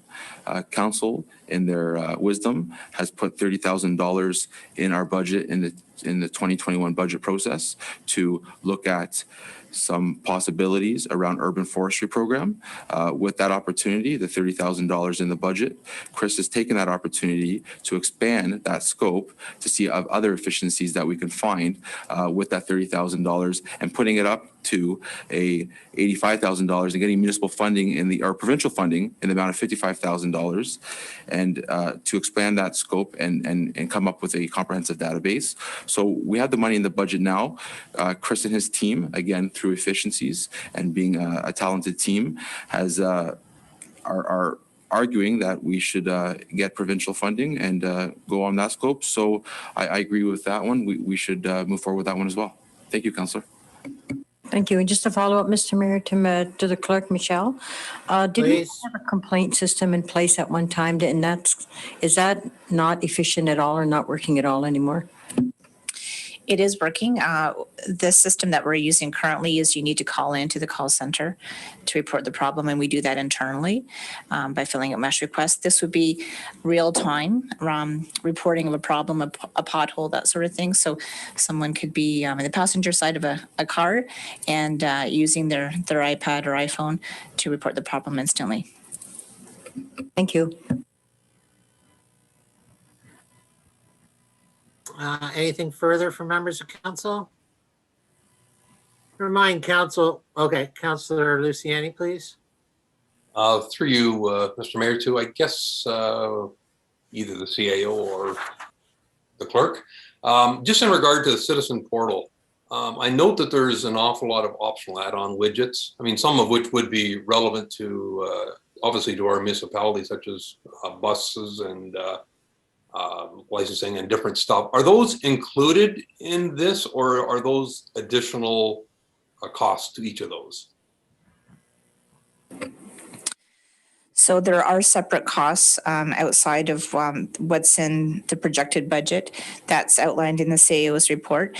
We've tried to identify some of those widgets that council would think would be valuable to the residents and the citizens to help them be more engaged and to provide us with more timely information. So we've scoped out what we think we would like to have as part of a first phase in order to leverage the funding.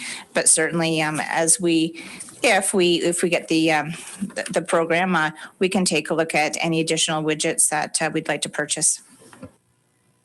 Great, thank you. Any further from members of council?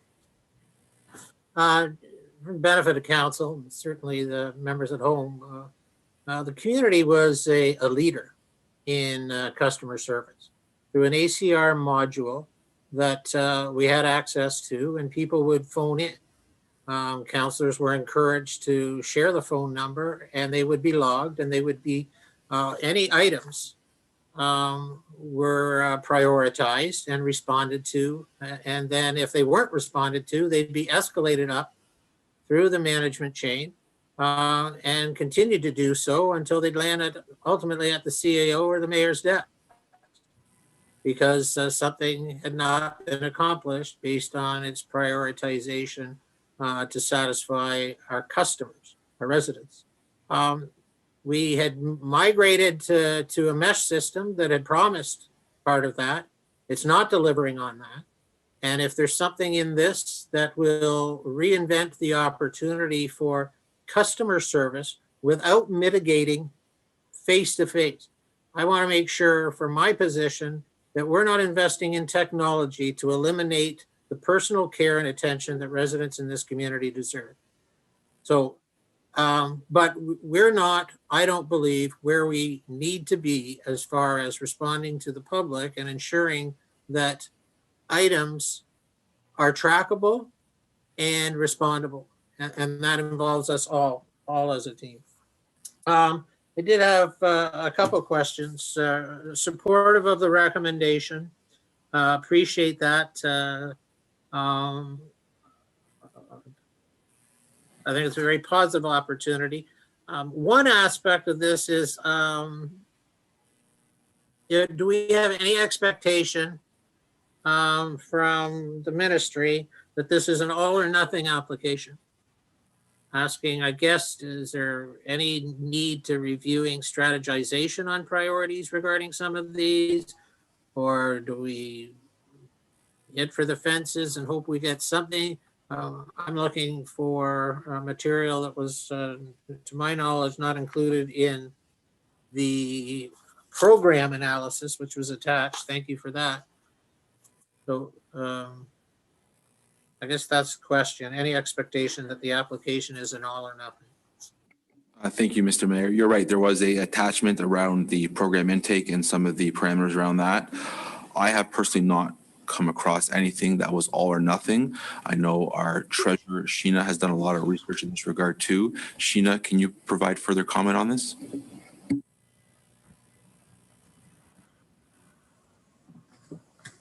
I don't, thank you, CAO Pratt, through you, Mayor Molnar. I don't believe it's an all or nothing.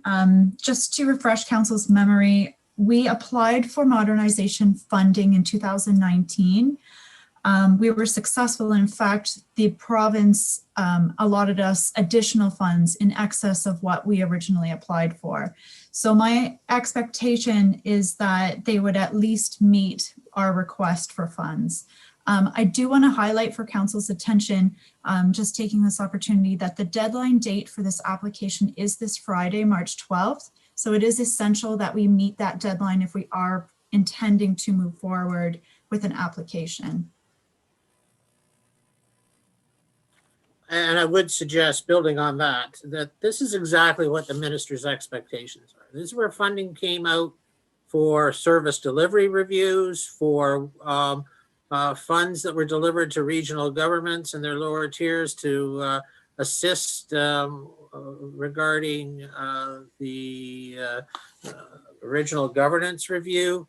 And then the ultimate service delivery review. And this phase, phase two of the modernization intake is again about how to invest in municipalities, some grant, some in partnership, that ultimately show sustainable value, lower costs, improved service.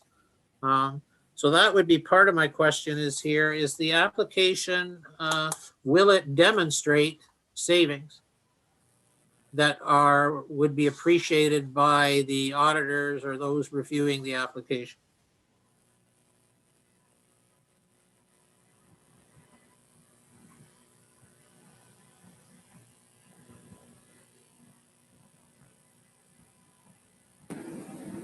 Of course.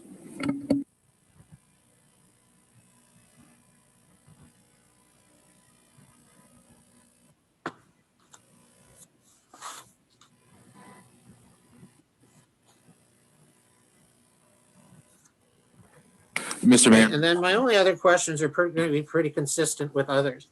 The citizen portal. It's one application. I would understand it's probably aligned with eSolutions, who we have a relationship with, not always historically effective. That's why I think your recommendation for the investigation into the IT review is extremely important as well, because of just in this past week, when people are at home wondering, we've been down a couple of times and just getting information out to the public about vaccine, because we're a facilitator of other people's information.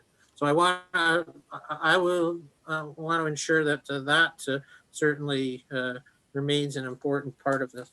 I think the space needs study is bang on, because coming out of what any opportunity exists in this and any other municipality in the future, we've learned things, we've enhanced things, we've improved things.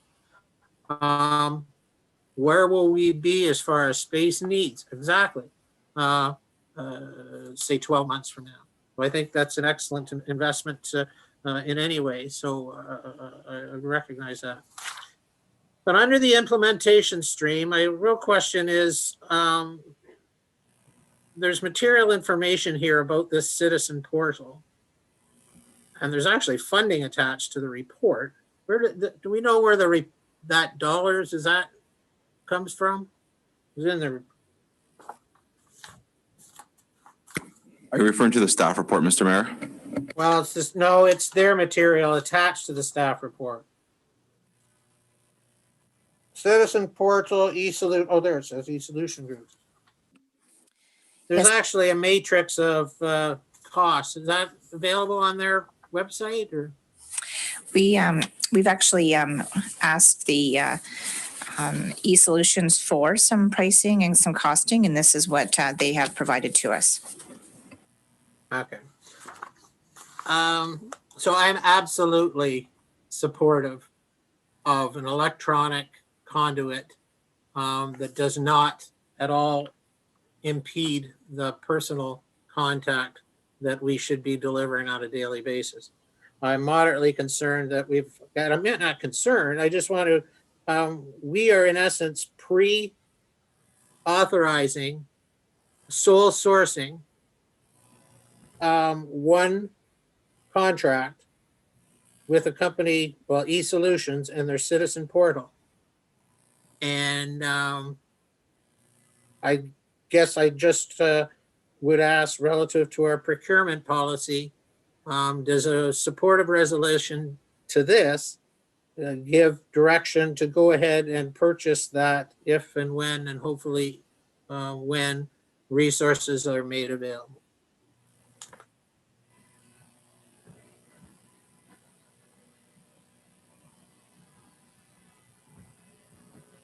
Mr. Mayor, one of the requirements, at least it was last time in the modernization, is that we need to follow our procurement process. So if there's items within our procurement policy that states otherwise, we'd have to make sure we're following it.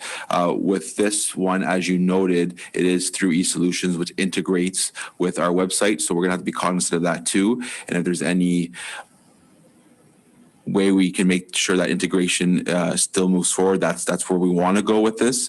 Again, this was for display purposes. This is the one that the clerk department has explored, would like to go to. But again, we're going to have to follow our procurement policy. So, all I'm trying to confirm, I appreciate that, thank you. What we're applying for is Citizen Portal, not a municipal app that delivers similar processes. Like, I'm all for, this is all in for me, so, but so in the application to the ministry, are we, quote unquote, using a specific citizen portal as provided by eSolutions, or are we applying for funding for a municipal app that delivers these values? So the answer to that is, yeah, we're looking for a municipal app that has been identified by council and through the budget discussion. What the preferred solution would be the citizen portal offered by eSolutions, and we have costing around that. So as the CEO had mentioned, if we're successful in getting funding, then we need to take a look back at our procurement policy. I mean, obviously, we want a cost-effective app to go on our website. We just feel that eSolutions provides the best integration, but if we need to, and we likely will, we'll take a look at other solutions as well. Okay, no, that's excellent. It was all for clarity. I'm 100%. I think this is a wonderful opportunity from my perspective. I'm just one, but I just was looking for clarity. So are there any other questions regarding the resolution that's on the floor? Then we'll call the question. All those in favor? Any opposition? Seeing none, the resolution is carried. Thank you.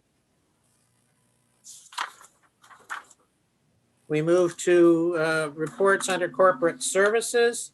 There's a land disposition bylaw. Councillor Luciani, please.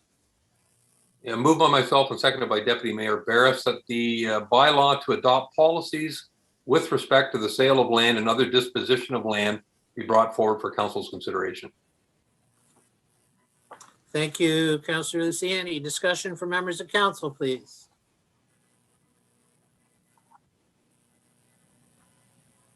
Couple things then from my perspective, just brief. I appreciate this. The confirmation that this is actually going to be a new bylaw, not an amended bylaw, because of the amount of amendments that needed to be done. Is that correct? That is correct, yes. Okay, super, thanks. Is there an understanding, because it's caused me confusion, and I believe council in the past, and I say this very positively, that inside this resolution, inside this bylaw, excuse me, is both a declaration of surplus land and a disposition of land bylaw?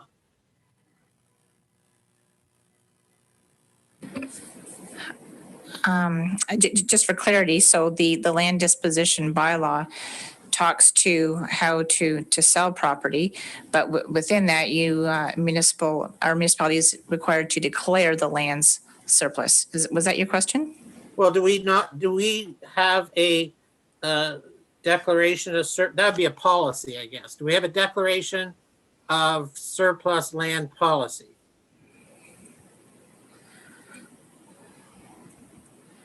See, what I'm getting at is and I respect what this is about, and it's well written, is that at times in the past, the municipality has declared land surplus and it got on the market. And declaring something surplus and approving it for sale aren't always the same thing. So I guess I'm looking for clarity on how to distinguish those two. So my experiences has been that if you are looking to dispose of property, the council must declare it surplus to your needs. So that's usually part and parcel of the bylaw. So those two elements are part of the bylaw.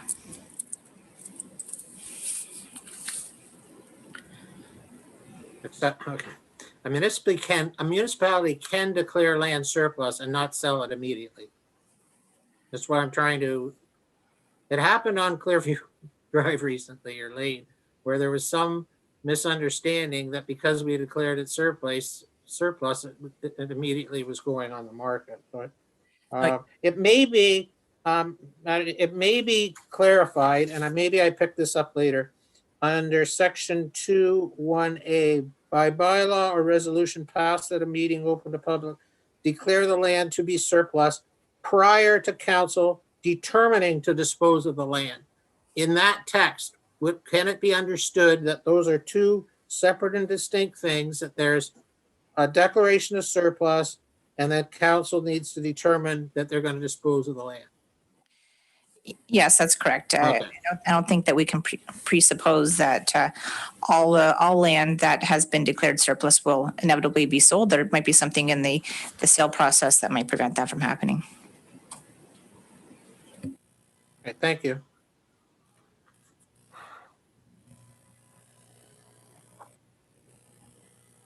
And so the opportunity they had to ask the question. So there's reference in section, oh, sorry about that.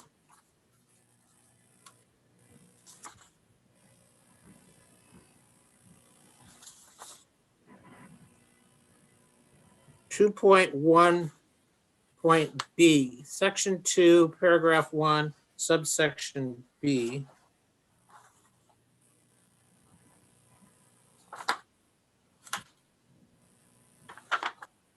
Sorry.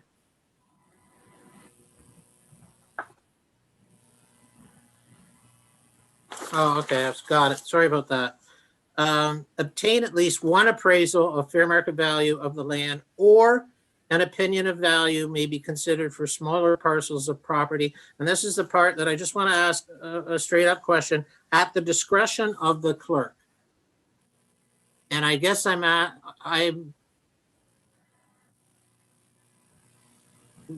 the difference now between Director of Corporate Services and clerk. I could see this being the Director of Corporate Services, is what I'm saying positively. And why? We could make that change. In this case, it's the clerk that has some of that authority from the Municipal Act. I would recommend that it stay as it is. Okay. Thank you. I think those were all the questions I had.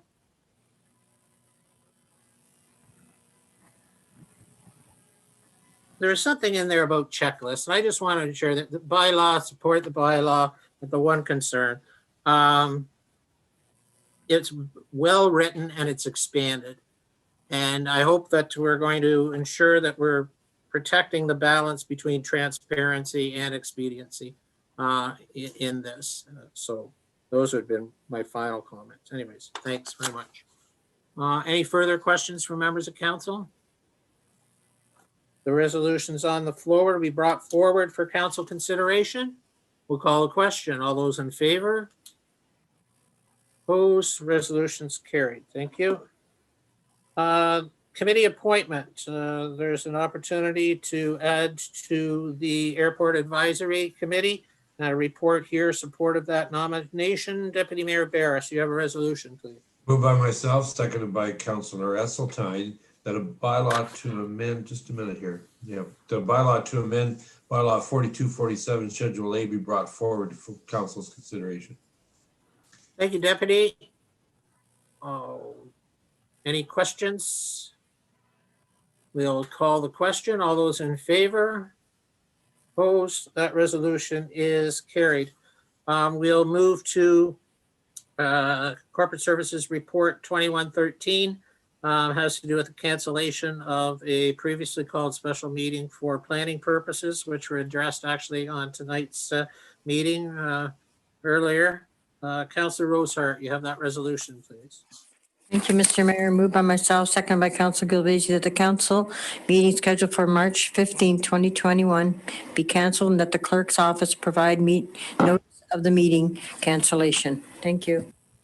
Thank you, Councillor. Any discussion? Who wants to show up on the 15th? We'll call that question. All those in favor? Opposed? Carried. Under Economic Development, EDM Report 2106. This is an offer to purchase Lot 2 in the Van Norman Innovation Park. Deputy Mayor, you have that resolution, please. Moved by myself, seconded by Councillor Luciani, that council receives a report, EDM, Economic Development 2106, offered to purchase Lot 2, Van Norman Innovation Park, and that a bylaw be brought forward to authorize the mayor and clerk to enter into an agreement of purchase and sale with Northridge Realty 2020 Incorporated for the property described as Lot 2 in the Van Norman Industrial Innovation Park. Thank you very much, Deputy Mayor, Council. I've had a chance to review this information. It's had been circulated and had comment from our Economic Development Advisory Committee as well, and Council's seen it in the past. Any final questions? We'll call the question. All those in favor? Opposed? That resolution is carried. Thank you very much. Thank you, Mr. Panshaw. We move to finance reports. This has a summary report. Thank you, Madam Director. Regarding development charges, study update and notification that the final report will be considered in bylaw on the 22nd of March. Councillor Luciani, you have that resolution. Moved by myself and seconded by Councillor Esseltine that a bylaw to amend development charges bylaw 4315 for the town of Tillsonburg be brought forward for consideration at the March 22nd, 2021 council meeting. Thank you, Councillor Luciani. Are there any other further questions or comments regarding this? Just from my own perspective, Madam Director, I'm just looking for confirmation. Council, or maybe it was there was a distribution of the Watson and Associates and the material subsequent to council's last meeting to all committee meetings, or maybe that's why I got it as a committee member. Did an EDAC would have got it? Did BIA and Chamber receive the information? Thank you, Mayor Milner. The chamber did receive it. The BIA, I have to reference, I'm not certain if it was circulated to them directly. But there's there is actually reference of their leadership on EDAC as well. So that's good. That answers my question. I just wanted to ensure that. Thank you very much. Anything further from members of council? And we'll call that question. All those in favor? Opposed? Resolution is carried. Under fire and emergency services, Councillor Govesi, you have a resolution, please. Thank you. Moved by myself and seconded by Councillor Parker that a bylaw to establish a fire department and to repeal bylaw 3190 be received as information.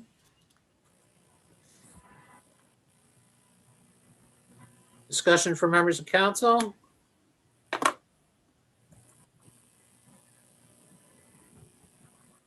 Seeing none, I got a couple questions because I was circulated with a report, comments in the report, and a fully attached bylaw that I anticipated would be on our agenda for discussion tonight. So the resolution is totally appropriate. I don't know what received as information ultimately means, so I'm going to direct my question to the clerk potentially who assisted, or the clerk's department with the bylaw. I shouldn't assume that. Or maybe through to Councillor Govesi. What is it, as information, or is information to be returned at a future date? Thank you. I have questions and concerns. I don't see the author of the report in the meeting. So receiving it as information, and I would suspect that it will come back to council at a later date. That would be my direction or anticipation. It's not in the resolution is what my concern is. And I concur with you. There's comments in the report that suggest that we don't have an active bylaw that reflects the operational aspect of our fire and rescue services. So if I was going to ask one question through to the clerk's department, is there confirmation really under the discussion session that April 2017, a report was put forward based on recommendations by the Fire Strategic Planning Committee, passed the amended Schedule A, and that the bylaw was never updated to reflect that. Is that accurate? Yes, that's correct. Okay, so are we in a position where we need to have an amended, updated bylaw to ensure, now some of those were approved by resolution. We've had that conversation, before. But what would be your advice to council on how best to ensure this is being dealt with in a timely fashion? What I would suggest is we could leave the resolution as it is with the understanding that council is looking for staff to bring back this matter.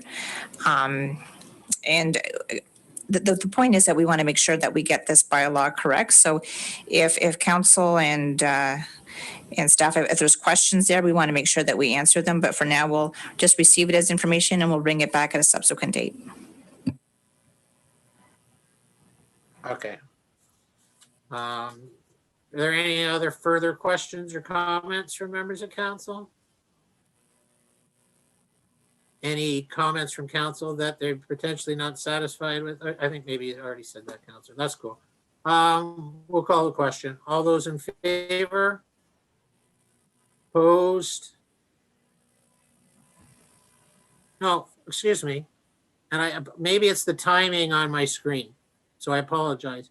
All those in favor? Opposed? Okay, it was the timing on my screen. Because I was wondering how it was the timing on the screen. The resolution to receive his information is carried.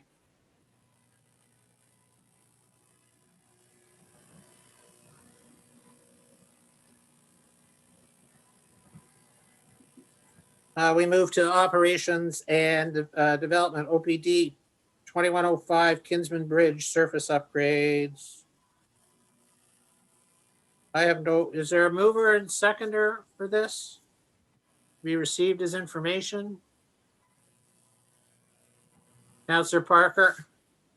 I'm going to read a resolution. The council receives report OPD 2105 Kinsman Bridge surface upgrades as information. Moved by Councilor Parker, second by Councilor Esseltine. You all have the report in front of you. Is there any discussion? Councilor Gavesi, please. Thank you. Through you, Mr. Mayor, to Director Rice. When I looked back on this, council did bring a resolution, but the resolution was also very specific, clearly stating an anti-slip adhesive. In reading the report, I read that obviously the weather wasn't conducive to doing that, and the rubber mat was chosen instead.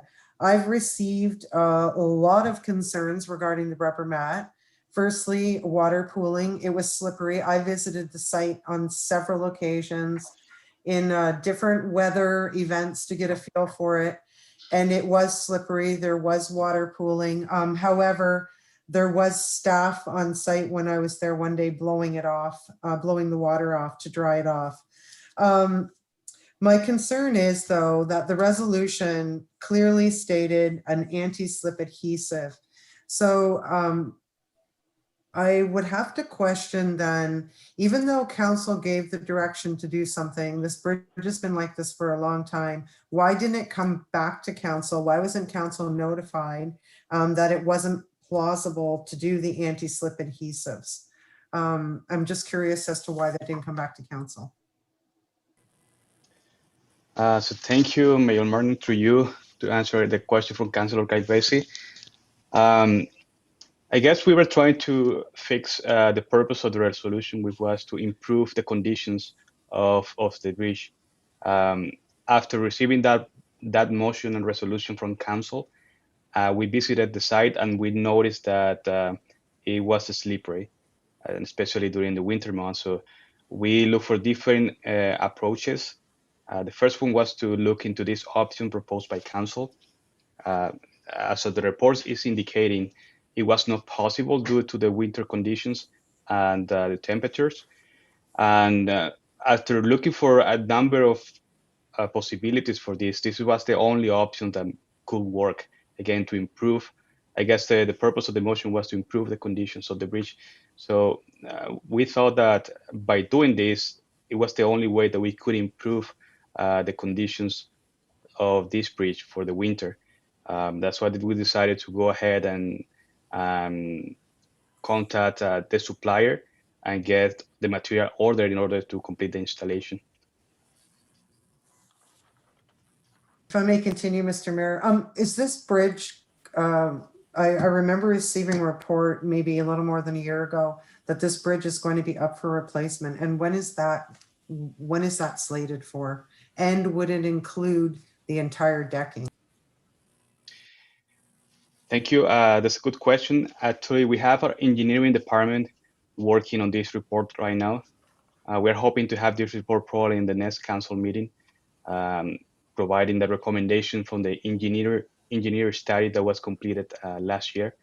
There is a number of recommendations from this study talking about the condition of the bridge and any recommendations that is going to be brought to council for consideration. So I guess in the next council meeting, once we have this report ready, we can talk about this. Okay, thank you. And one final concern that I've received from residents is they're concerned about that rubber mat on animals' paws in the summertime. If it doesn't heat up, basically, is the question. Thank you. Yes, that's a concern that we have also received in our department. What is good about this material is we can always take it back at any time. We just need to unscrew it and store it for the summer. So that's also an option. We can, depending on, again, we are continuing to monitor this bridge from time to time. So if that is an option, we see that is actually causing a negative effect on animals. Our option is to remove the rubber mat and store it for the summer.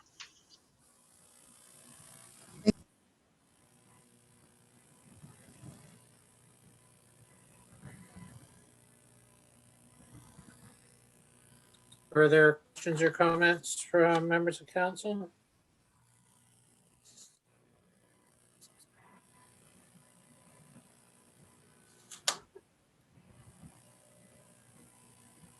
Yeah, I guess my comment was I was gonna celebrate the creativity and ingenuity. Those are the only notes I made on this file.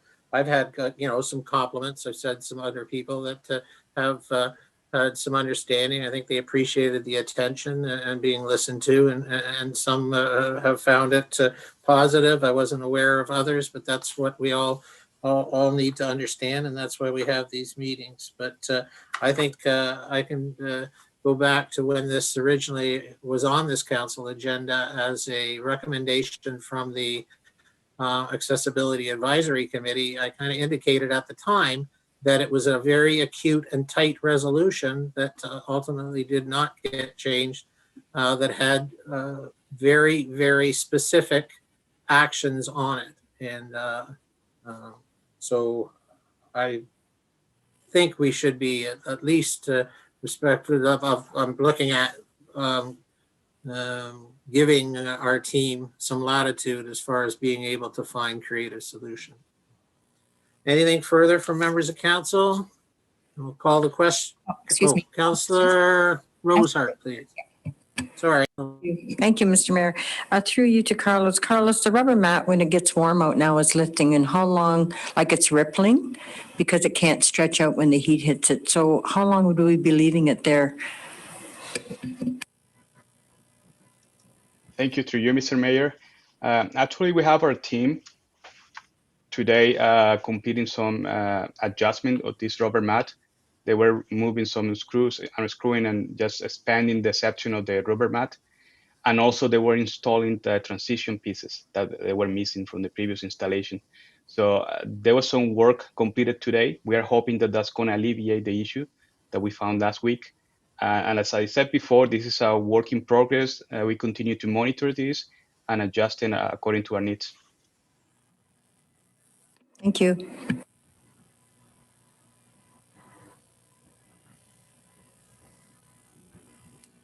Thank you. Thank you, Mr. Reyes. I'll call the question. All those in favor? Opposed? That resolution is carried. Additionally, under operations is a hangar land lease agreement. This is a amendment on title. Councillor Esseltine, you have that resolution. Thank Thank you, Mr. Mayor. Moved by myself, seconded by Councillor Luciani, that council receives report OPD 21-06, hangar land lease agreement taxiway G1-lot 1 as information, and that a bylaw to execute a new land lease agreement for taxiway G1-lot 1 with Carl Sidorkowski of Tangible Inc. and to repeal bylaw 4309 be brought forward for council's consideration. Thank you, Councillor Esseltine. Discussion for members of council? We'll call that question. All those in favor? Opposed? Resolution is carried. We move to a recommendation regarding subdivision road naming in North Crest Phase 2 subdivision. Councillor Parker, please. Yep, moved by myself and seconded by Councillor Esseltine that council receives report OPD 21-07, subdivision and road naming, Northcrest Estates Phase 2 as information, and that council approves Northcrest Estates Phase 2 as the subdivision name for the draft plan of subdivision parcel identified in this report, known as Part 1 and Part 2 of 41R-10049, part of Lot 5, Concession 10, Durham, and that council approves Braun Avenue, Keba Crescent, Mallard Street, Martin Street, and Lark Street as road names for the Northcrest Estates Phase 2 subdivision, along with the extension of Canary Street.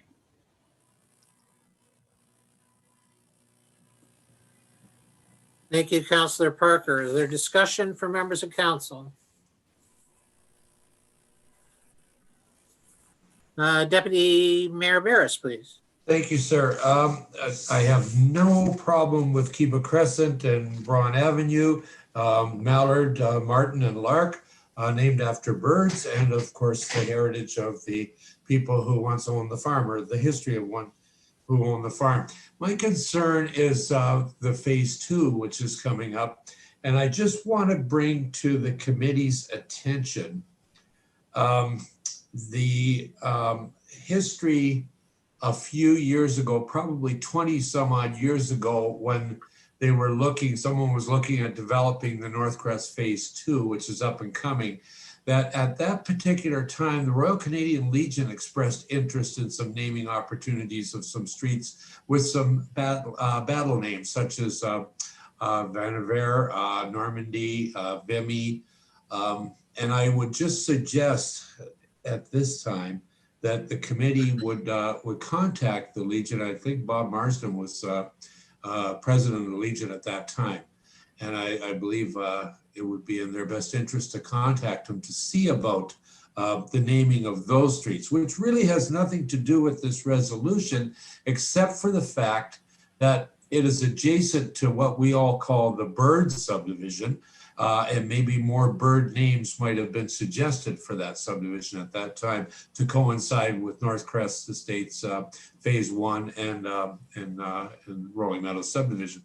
So I just want to, just as an information item and for the minutes, that the committee would recommend speaking to some of the senior members of the Legion about possibly naming opportunities of former battles for the particular area. And I'm looking at Councillor Esseltine through the Zoom here when I'm saying that for Phase 2. So I just wanted to slide that in at this particular time, but I'm not opposed to the resolution as printed. Thank you.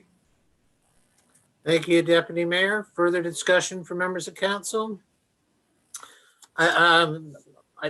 That's actually a good initiative again, because I know that conversation, I probably remember the same one, Deputy Mayor, and I would suggest it doesn't need to be isolated to Phase 3 of Northcrest. It could be, we have other developments that are being introduced with draft plans of subdivision. And it's probably something that whether it's the CBO or the planning department and others, is that we should be having that conversation in advance. So just further, Mayor, if I may perhaps just draft a letter to the planner to take that into consideration for future development of what was said, and to do a little research on that. That's it.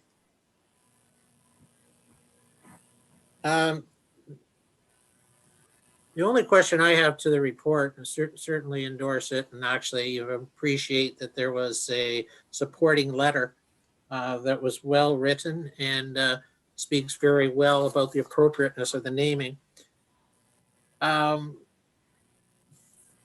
There's a content in this report that says staff will communicate with the named request to advise of this dedication if approved. I'm going to ask the question this way through to the Mr. Van Helen's not here, but I guess whoever can address this is, will we be contacting the family and someone who can speak on behalf of the family appropriately to ask if their name can be used in this way? Thank you, Mr. Mayor. I can pass that message to our CBO, and maybe we can follow up after. I can ask to send an email after to council, just responding this question. No, it's a courtesy, and we do things through courtesy here. So okay, I will pass. I'd be honored, but I'd also want to be communicated that my name was going to be used on the street, so, or the family name. So as long as I hear that, I'm fully, 100% supportive of the recommendation. As a matter of fact, I've been contacted with someone the other day regarding another name in the community that we're pleased to receive. So anything further on that? Okay, Councillor Gavesi, please. I believe that the family did request it. The granddaughter requested it. That's exactly correct. I just complimented the author on the letter requesting it. I'm not necessarily tying those two together. I'm certainly supportive of this, that's all. Okay. Anything further? Call the question. All those in favor? Opposed? Resolution's carried. And final staff report under Recreation, Culture, and Parks is regarding the opportunity to make an application to the Healthy Communities Initiative Funding Program. Deputy Mayor, please. Okay.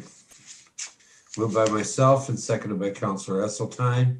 The report RCP 21-06 Healthy Communities Initiative Funding Application be received as information. The council supports the proposed application as outlined in the report with an upset allocation of $150,000.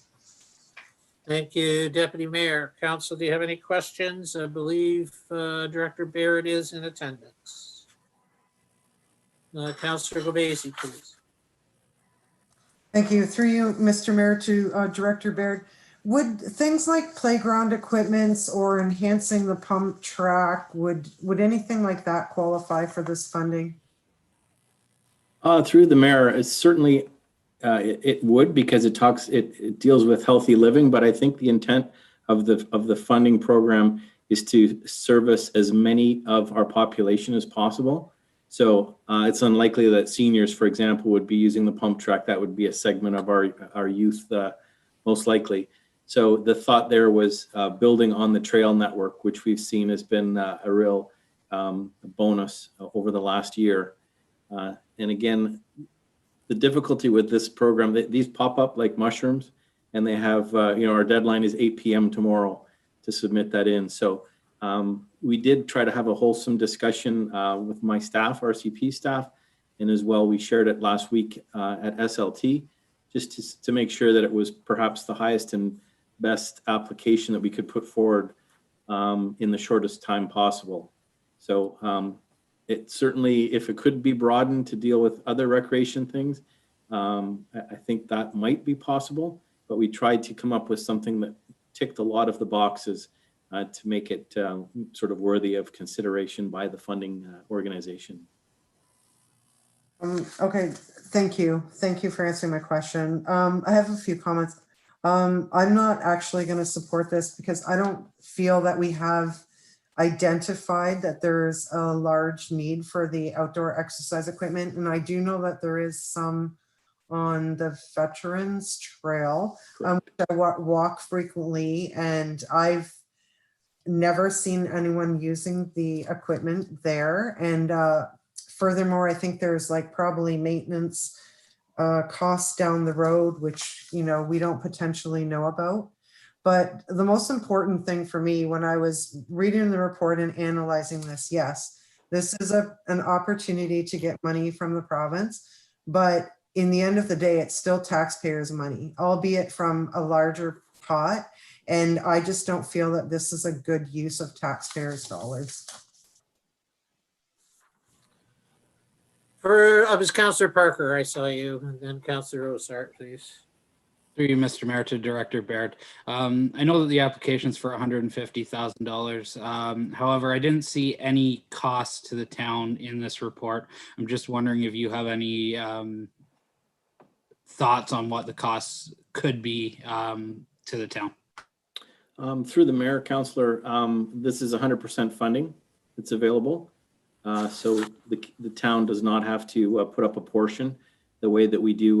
Mr. Pratt's report earlier this evening does require that. This is directly funded and it's administered through Community Futures organization that are spread out across the country. I certainly appreciate Councillor Gilvazy's question. You hate to jump at these things, but at the same time, if we don't take an opportunity like this, take a run at it, the money will just go elsewhere in the country. So it is rather quick turnaround, but we thought it would be of consideration. But I respect the comments made.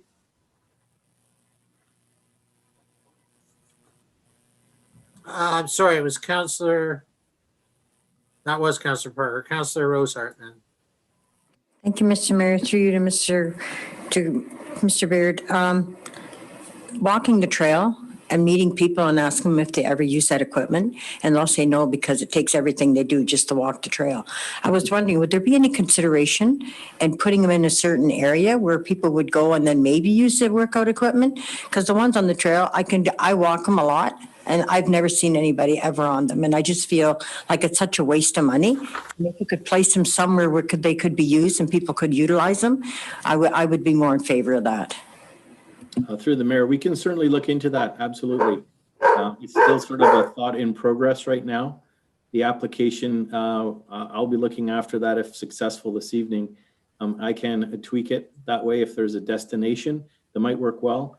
And again, we do have this wonderful health club, but this equipment, this opportunity would be, of course, free of charge. So it's more accessible to all.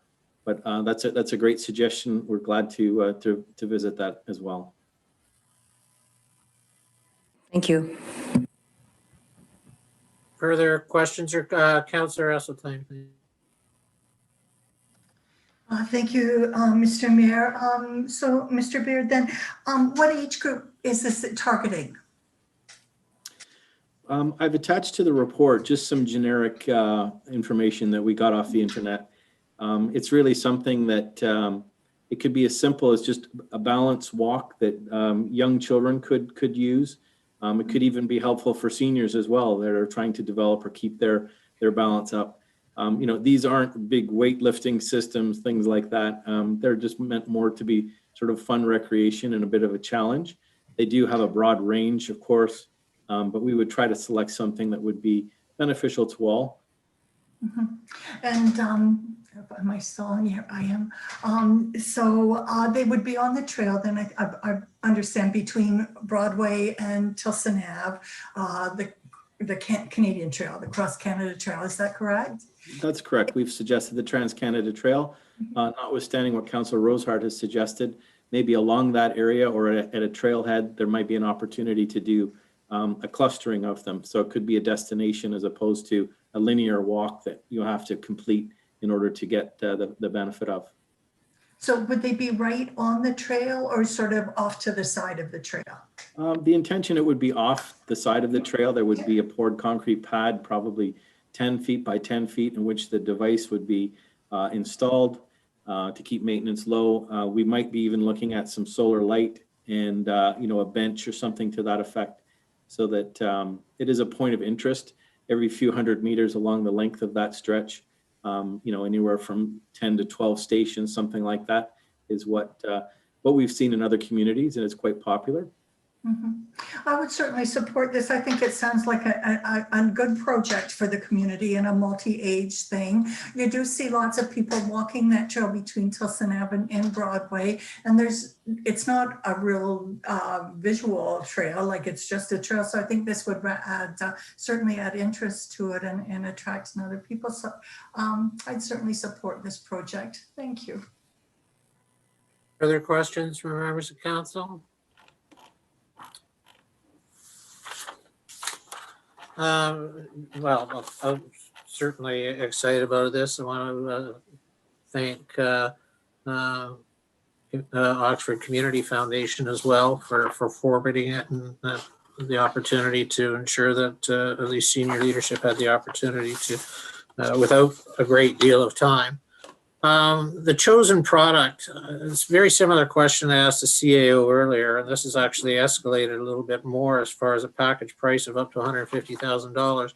I have an identified supplier of outdoor fitness, outdoor-fitness, and on their website's available as well for anyone.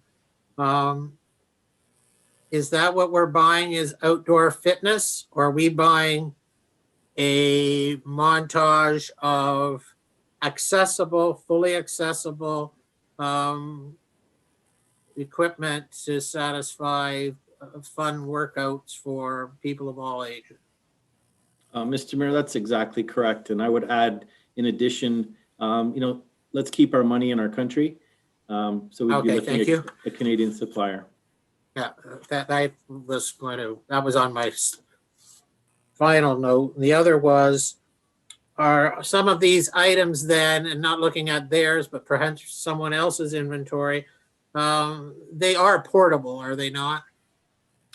In a large part? Yeah, these can be quite large. They are, mechanically fastened to a concrete pad. Okay. They're meant to be vandal proof and theft proof, that sort of thing. So they're not something we would move around, certainly more than once every few years if it was a matter of interest or damage or something. Okay, thank you. That's all I had. Councillor Rosehart, please. Thank you, Mr. Mayor. Just one last comment.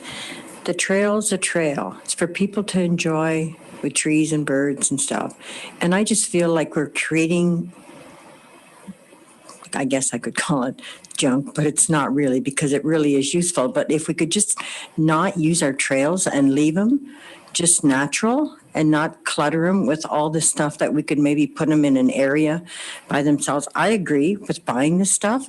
Does it have to be workout equipment? Can we just buy stuff for kids and put it in park areas? Or do we have to buy the exercise and stuff? I guess I'm feeling a little unclear on what kind of equipment we really have to purchase, but I really would like to keep stuff off the trails and keep the trails as natural as we possibly can. Thank you. Anything further? I would, in general, concur with that last comment, but I also think the director has listened to everyone and can, mitigate those both concerns and accept the opportunities. And I think we've had a chance to hear that. So thank you, Mr. Baird. Thank you. Resolution remains on the floor, and we'll call that question to an upset limit of $150,000. All those in favor? Opposed? Resolution is carried. No new business, no committee reports, although they remain very active. We move to section 17, notice of motions. We have notice of motions. I'll ask for the pre-circulated mover and look for them to have a seconder, at which time the resolution can be read and appropriately put on the floor. So Councillor Parker, please. Moved by myself and seconded by Councillor Gilvesi that council directs staff to coordinate a delegation presentation from the Youth Council Coalition of Canada. I'd like to speak to that, Mr. Mayor. Please. The Youth Council Coalition of Canada offers an opportunity to engage the youth in our community, to get involved in municipal politics and see how things actually operate. They are recognized by AMO. And there's also an opportunity in their program for kids to get volunteer hours through this program. So I think it would be beneficial to see them come with a presentation to council, and then we can make a decision from there, because we have talked about in the past youth engagement, and it's something that we lack right now. And I'd like to see a little bit more engagement of the youth in our community. Thank you. Anything further from members of council? Is there, I wholly endorse that. Is there a barrier to them not requesting to come as a delegation? This was just the communication that I had with them and the clerk, that it was best that we request staff to engage that conversation. Okay. I'm endorsing this in its absolute entirety, but there's pretty straightforward process of making an application to appear as delegation. We'll call the question. All those in favor? Opposed? Resolution's carried. Thank you, Councillor. We can continue on. Moved by myself and seconded by Councillor Gilvezi that council directs staff to change the colors of the clock tower lights to blue for the month of April in honor of Autism Awareness Month. I'd like to speak to that, Mr. Mayor. Yep. Last year we had a presentation from somebody from autism, the Autism Awareness group, and we did change the colors of the light of the clock tower to blue for them last year, and I'd like to see it happen again. It's great to bring awareness to autism programs in Ontario. Thank you. Thank you, Councillor Parker. Discussion for members of council. Councillor Esseltine, please. Mr. Mayor, I'm just wondering, the lights are or have been blue in recognition of the work of people during COVID-19. Are they still blue for that purpose, or has that color gone away? Do you have a comment, Mr. Baird? Mr. Mayor, they remain on in their format as directed previously for first responders, and will continue to be so until otherwise directed.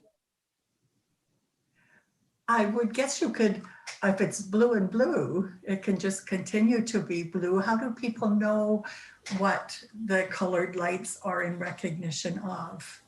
I know we had a media release about for first responders.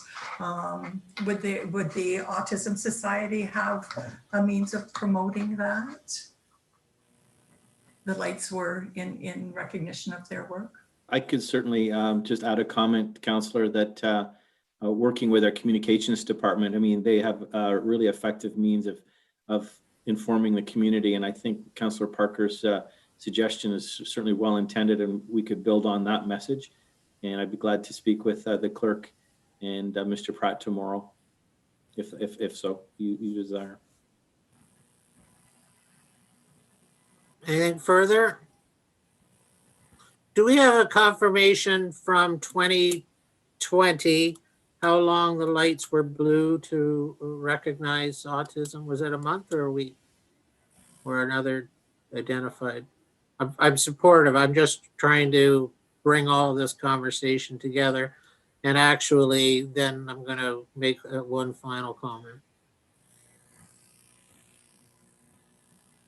Maybe we could find that out, and I'm hoping that this is supported, and then we can ensure that at minimum through communication, we are doing that. I had a call to the office within the last 2 weeks regarding the face of the clock for epilepsy, and in return, returning the phone call, the number was no longer operating. It was kind of difficult to follow up on. So let's call the question, and I'm just going to have a quick comment. All those in favor? Opposed? Resolution's carried. The only other comment that I may make is we have a flag policy. It's proven effective. If we are, and I just say if we are somewhere going to be using the face in specific, honorary ways, it may be something we would like to consider is to identifying a bit of a policy regarding that as well. So we're being fair and equitable. But that more of a comment for right now. So thanks, Councillor Parker. Councillor Esseltine, please. Thank you, Mr. Mayor. The motion I'd like to put forward, moved by myself, seconded by Councillor Luciani, that staff prepare a report for council with regard to the open air burning bylaw number 30772 that was passed in 2003, in particular with regard to recreational fires, including how permission or permits are granted, how rules and regulations are communicated and enforced, and how adjacent property owners can express concern about the fires if they have them. And I'd like to continue if that's okay. So I've had a number of local residents ask about the open air burning bylaw in Tillsonburg, both last summer and this season as well. So in Tillsonburg, we do not require permits. Fire Chief LeMaitre explained to me that if people are following all the requirements of the recreational fires brochure, the permit is assumed. It's a sort of on your honor thing. There's no way really of knowing whether people with backyard fires are familiar with the requirements or not. And it's left to neighbors who have concerns about fires to either try and pass that information along or to ask the fire department to follow up. And the fire chief did tell me that if someone does complain about a fire bothering them at their home, that they can call the fire communications department and and they will attend to make sure that the fire is extinguished.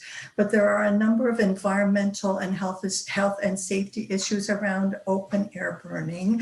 So my request is for staff to review our policies with regard to the permit process and how we communicate this. Thank you.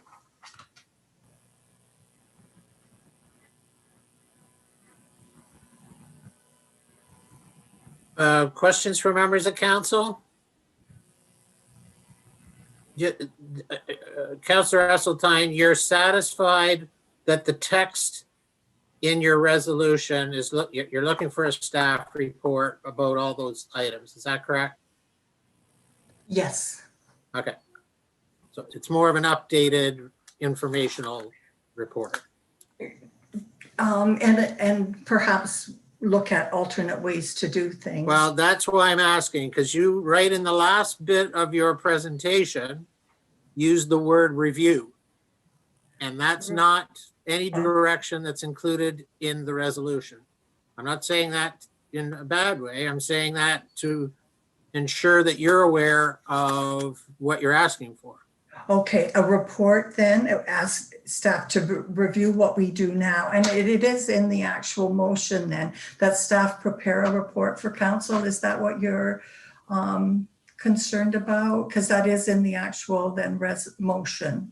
But not that they're going to review and bring back options. Okay. I'm not trying to be difficult. I'm trying to ensure you get. You. Yeah, I would perhaps then review and bring back options with regard to the open air burning bylaw. So review and prepare a report.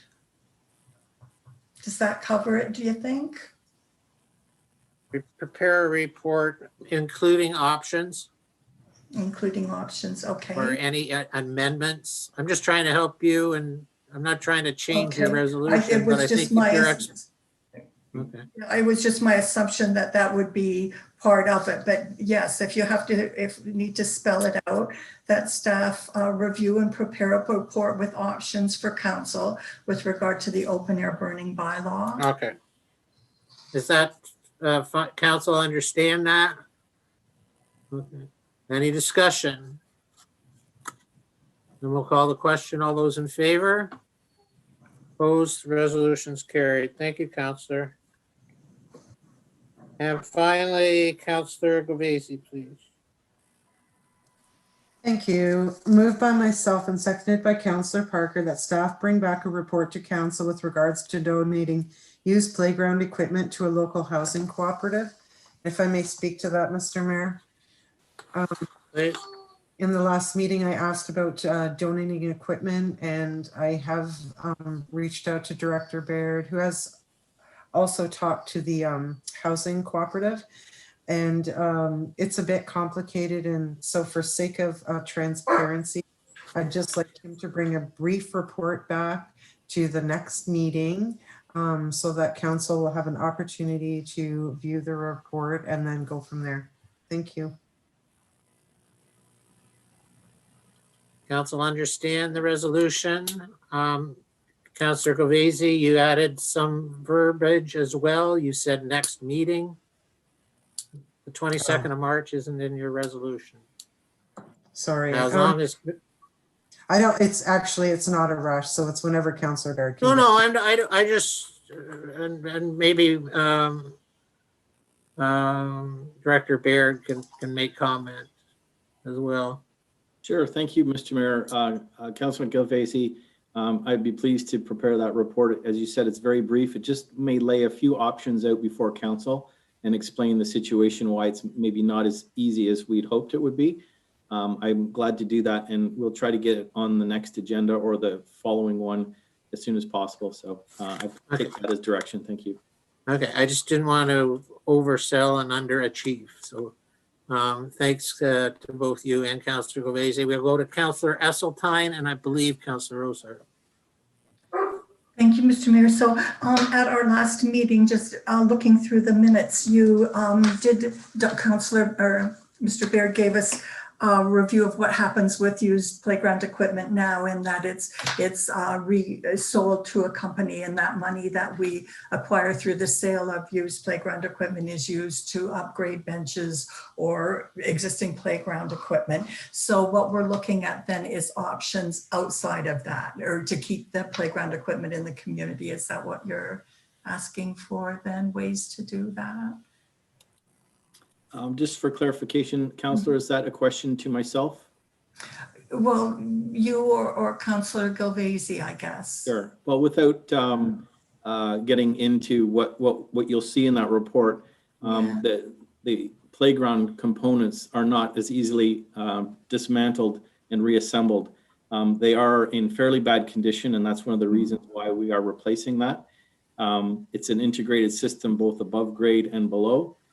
But there may be an opportunity that we can help contribute is another option to the housing co-ops. They're doing a big fundraiser as well for playground equipment, and maybe we can connect up the people and perhaps offer something up on behalf of the municipality. But it's certainly something that council will have to decide. It's not something that would be appropriate for staff to negotiate. Did we, Mr. Mayor, I think I recall a couple of years back, we did contribute financially to their playground project? I can't remember if it was a corporate. I know there was some involved. Yeah, I won't speak to personal stuff, so I can't. Councillor Parker, were you able to? Yeah, I believe that we actually declined to provide funds for their equipment. We didn't provide any through the community appeal thing. Okay. Councillor Rosart, did you have a question? Not thank you, Mr. Mayor. Okay. Deputy Mayor, please. I'd just like to chime in, and through you, Mayor, if I could ask Mr. Baird, when playground equipment is being used, I would guess, and I'll just ask you to confirm, is it more expensive to drop off the used equipment on the ground and say install it yourself, or is it the actual installation where the cost is involved in it? And then I'm going to follow up with another comment. Sure, that's an excellent question through the mayor. The new equipment, it's not a DIY type weekend project. They're professional installers that do it. And rightly so. I mean, the equipment we're buying is $60,000 to $70,000. We want to make sure it's done right and it meets all the playground standards. So that cost that we have is all encompassing site preparation, delivery, installation, and If I could just follow up, Mayor, I was more concerned about donating the used playground equipment, because if we donate the equipment, I don't expect our staff would be installing the equipment or hiring it or contracting it, because that would be the expensive part. Just to donate the used equipment, to set it on the ground and say, here, install it yourself, would probably be very little cost to the town of Tillsonburg. But what my concern is, would there be a liability issue if it wasn't installed properly, if we donated it to them? that's certainly one of the aspects that I'll share in that report with you. That's what I'd like to see in the report. And thank you. Thank you. Yeah. Good. Oh, that's excellent. And that's given Mr. Beard some options to consider relative to what will be in his brief report, which as long as that resolution is endorsed by council. So we'll call the question. All those in favor? Opposed? That resolution is carried. Are there any other notice of motions? These would be notice of motions to be brought up with proper notification for the meeting of March the 22nd. Seeing none, we move to bylaws. Councillor Luciani, you have resolutions regarding the reading of bylaws, and recognize no reading on the repeal of 3190. So you got that? Yep. Okay. Moved by myself and seconded by Deputy Mayor Barris that a bylaw to amend zoning bylaw number 3295, which is ZN 72103, and a bylaw to adopt policies with respect to the sale and other disposition of land, and to repeal bylaw 3549, and a bylaw to amend bylaw 4247 Schedule A committee appointments, and a bylaw to authorize an agreement to purchase and sale with Northridge Realty 2020 Inc., and a bylaw to enter into an airport hangar land lease agreement with Carl Sidikowski, and to repeal bylaw 4309, be read for a first, second, third, and final reading, and that the mayor and clerk be and are hereby authorized to sign the same and place the corporate seal thereunto.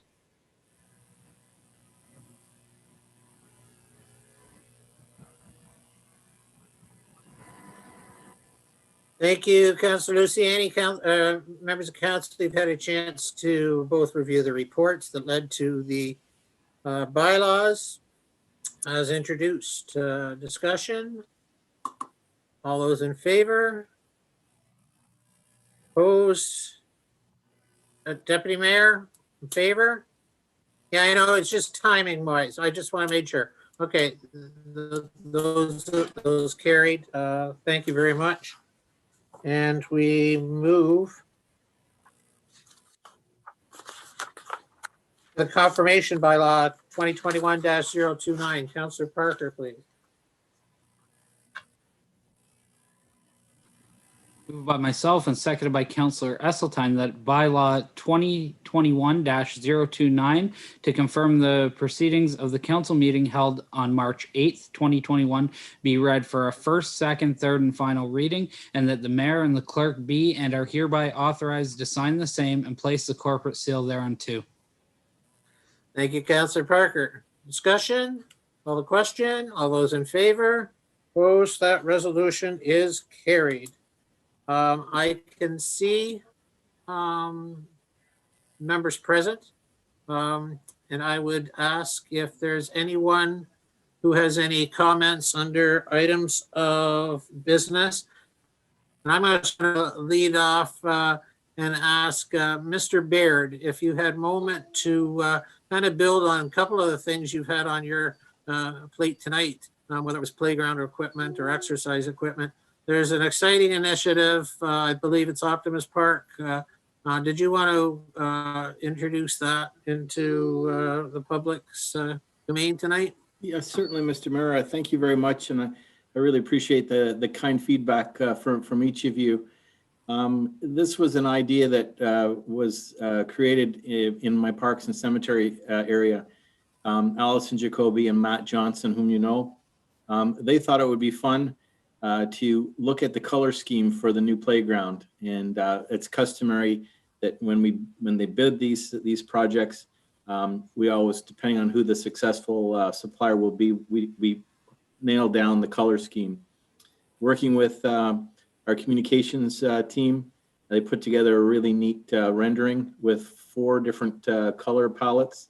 And we thought it would be fun to use social media as a way to engage our little ones in town. I know the parents have done some of the voting for them, which is great. Just to have some fun with it, create pride of ownership. And we hope to do this as a standard. We're going to do a random draw. You can go on Facebook on the town website and follow the link and add your favorite color palette. We'll be doing the draw and we'll come up with something fun that would make the opening of this playground something we can all be proud of. So I'll keep you posted on that. It's been really well received, and something as small as that gesture, it's really nice to see. We've got a great town with great people. And so I'll keep you posted on the outcome. Thank you.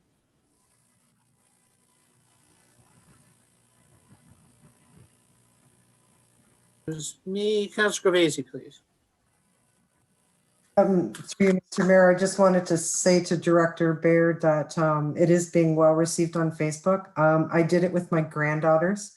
They both picked primarily perfect. I think the popular color with the kids because the red seems to stand out. But they were really excited and they said, "You mean we get to like pick the colors?" And I said, "Well, you get to vote, and the number of votes wins." But anyways, I thought it was really exciting, and they were excited to do it. That's great to hear. Thank you.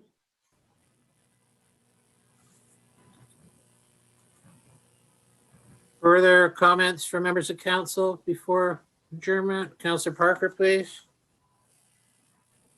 Through you, Mr. Mayor, just want to give notice to the public that Tillsonburg Men's Slow Pitch League is hosting a virtual meeting on March 18th in preparation of the start of the season, hopefully this year in May, depending on COVID protocols. It will be hosted virtually, and the information will be found on the Tillsonburg Men's Slow Pitch League Facebook page to join that meeting. Thank you. Thank you, Councilor. Anything further from members of council? Councilor Rosehart, please. Thank you, Mr. Mayor. I wonder if Carlos could comment on when John Pound Road might be opening up. I'm just constantly getting asked the question, and I was wondering if there's any dead end there going to be happening soon.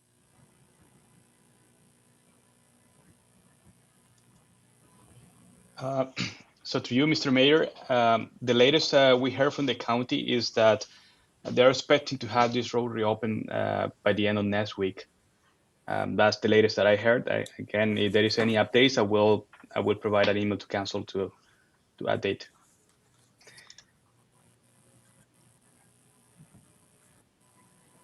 Further comments from members of council? Leadership?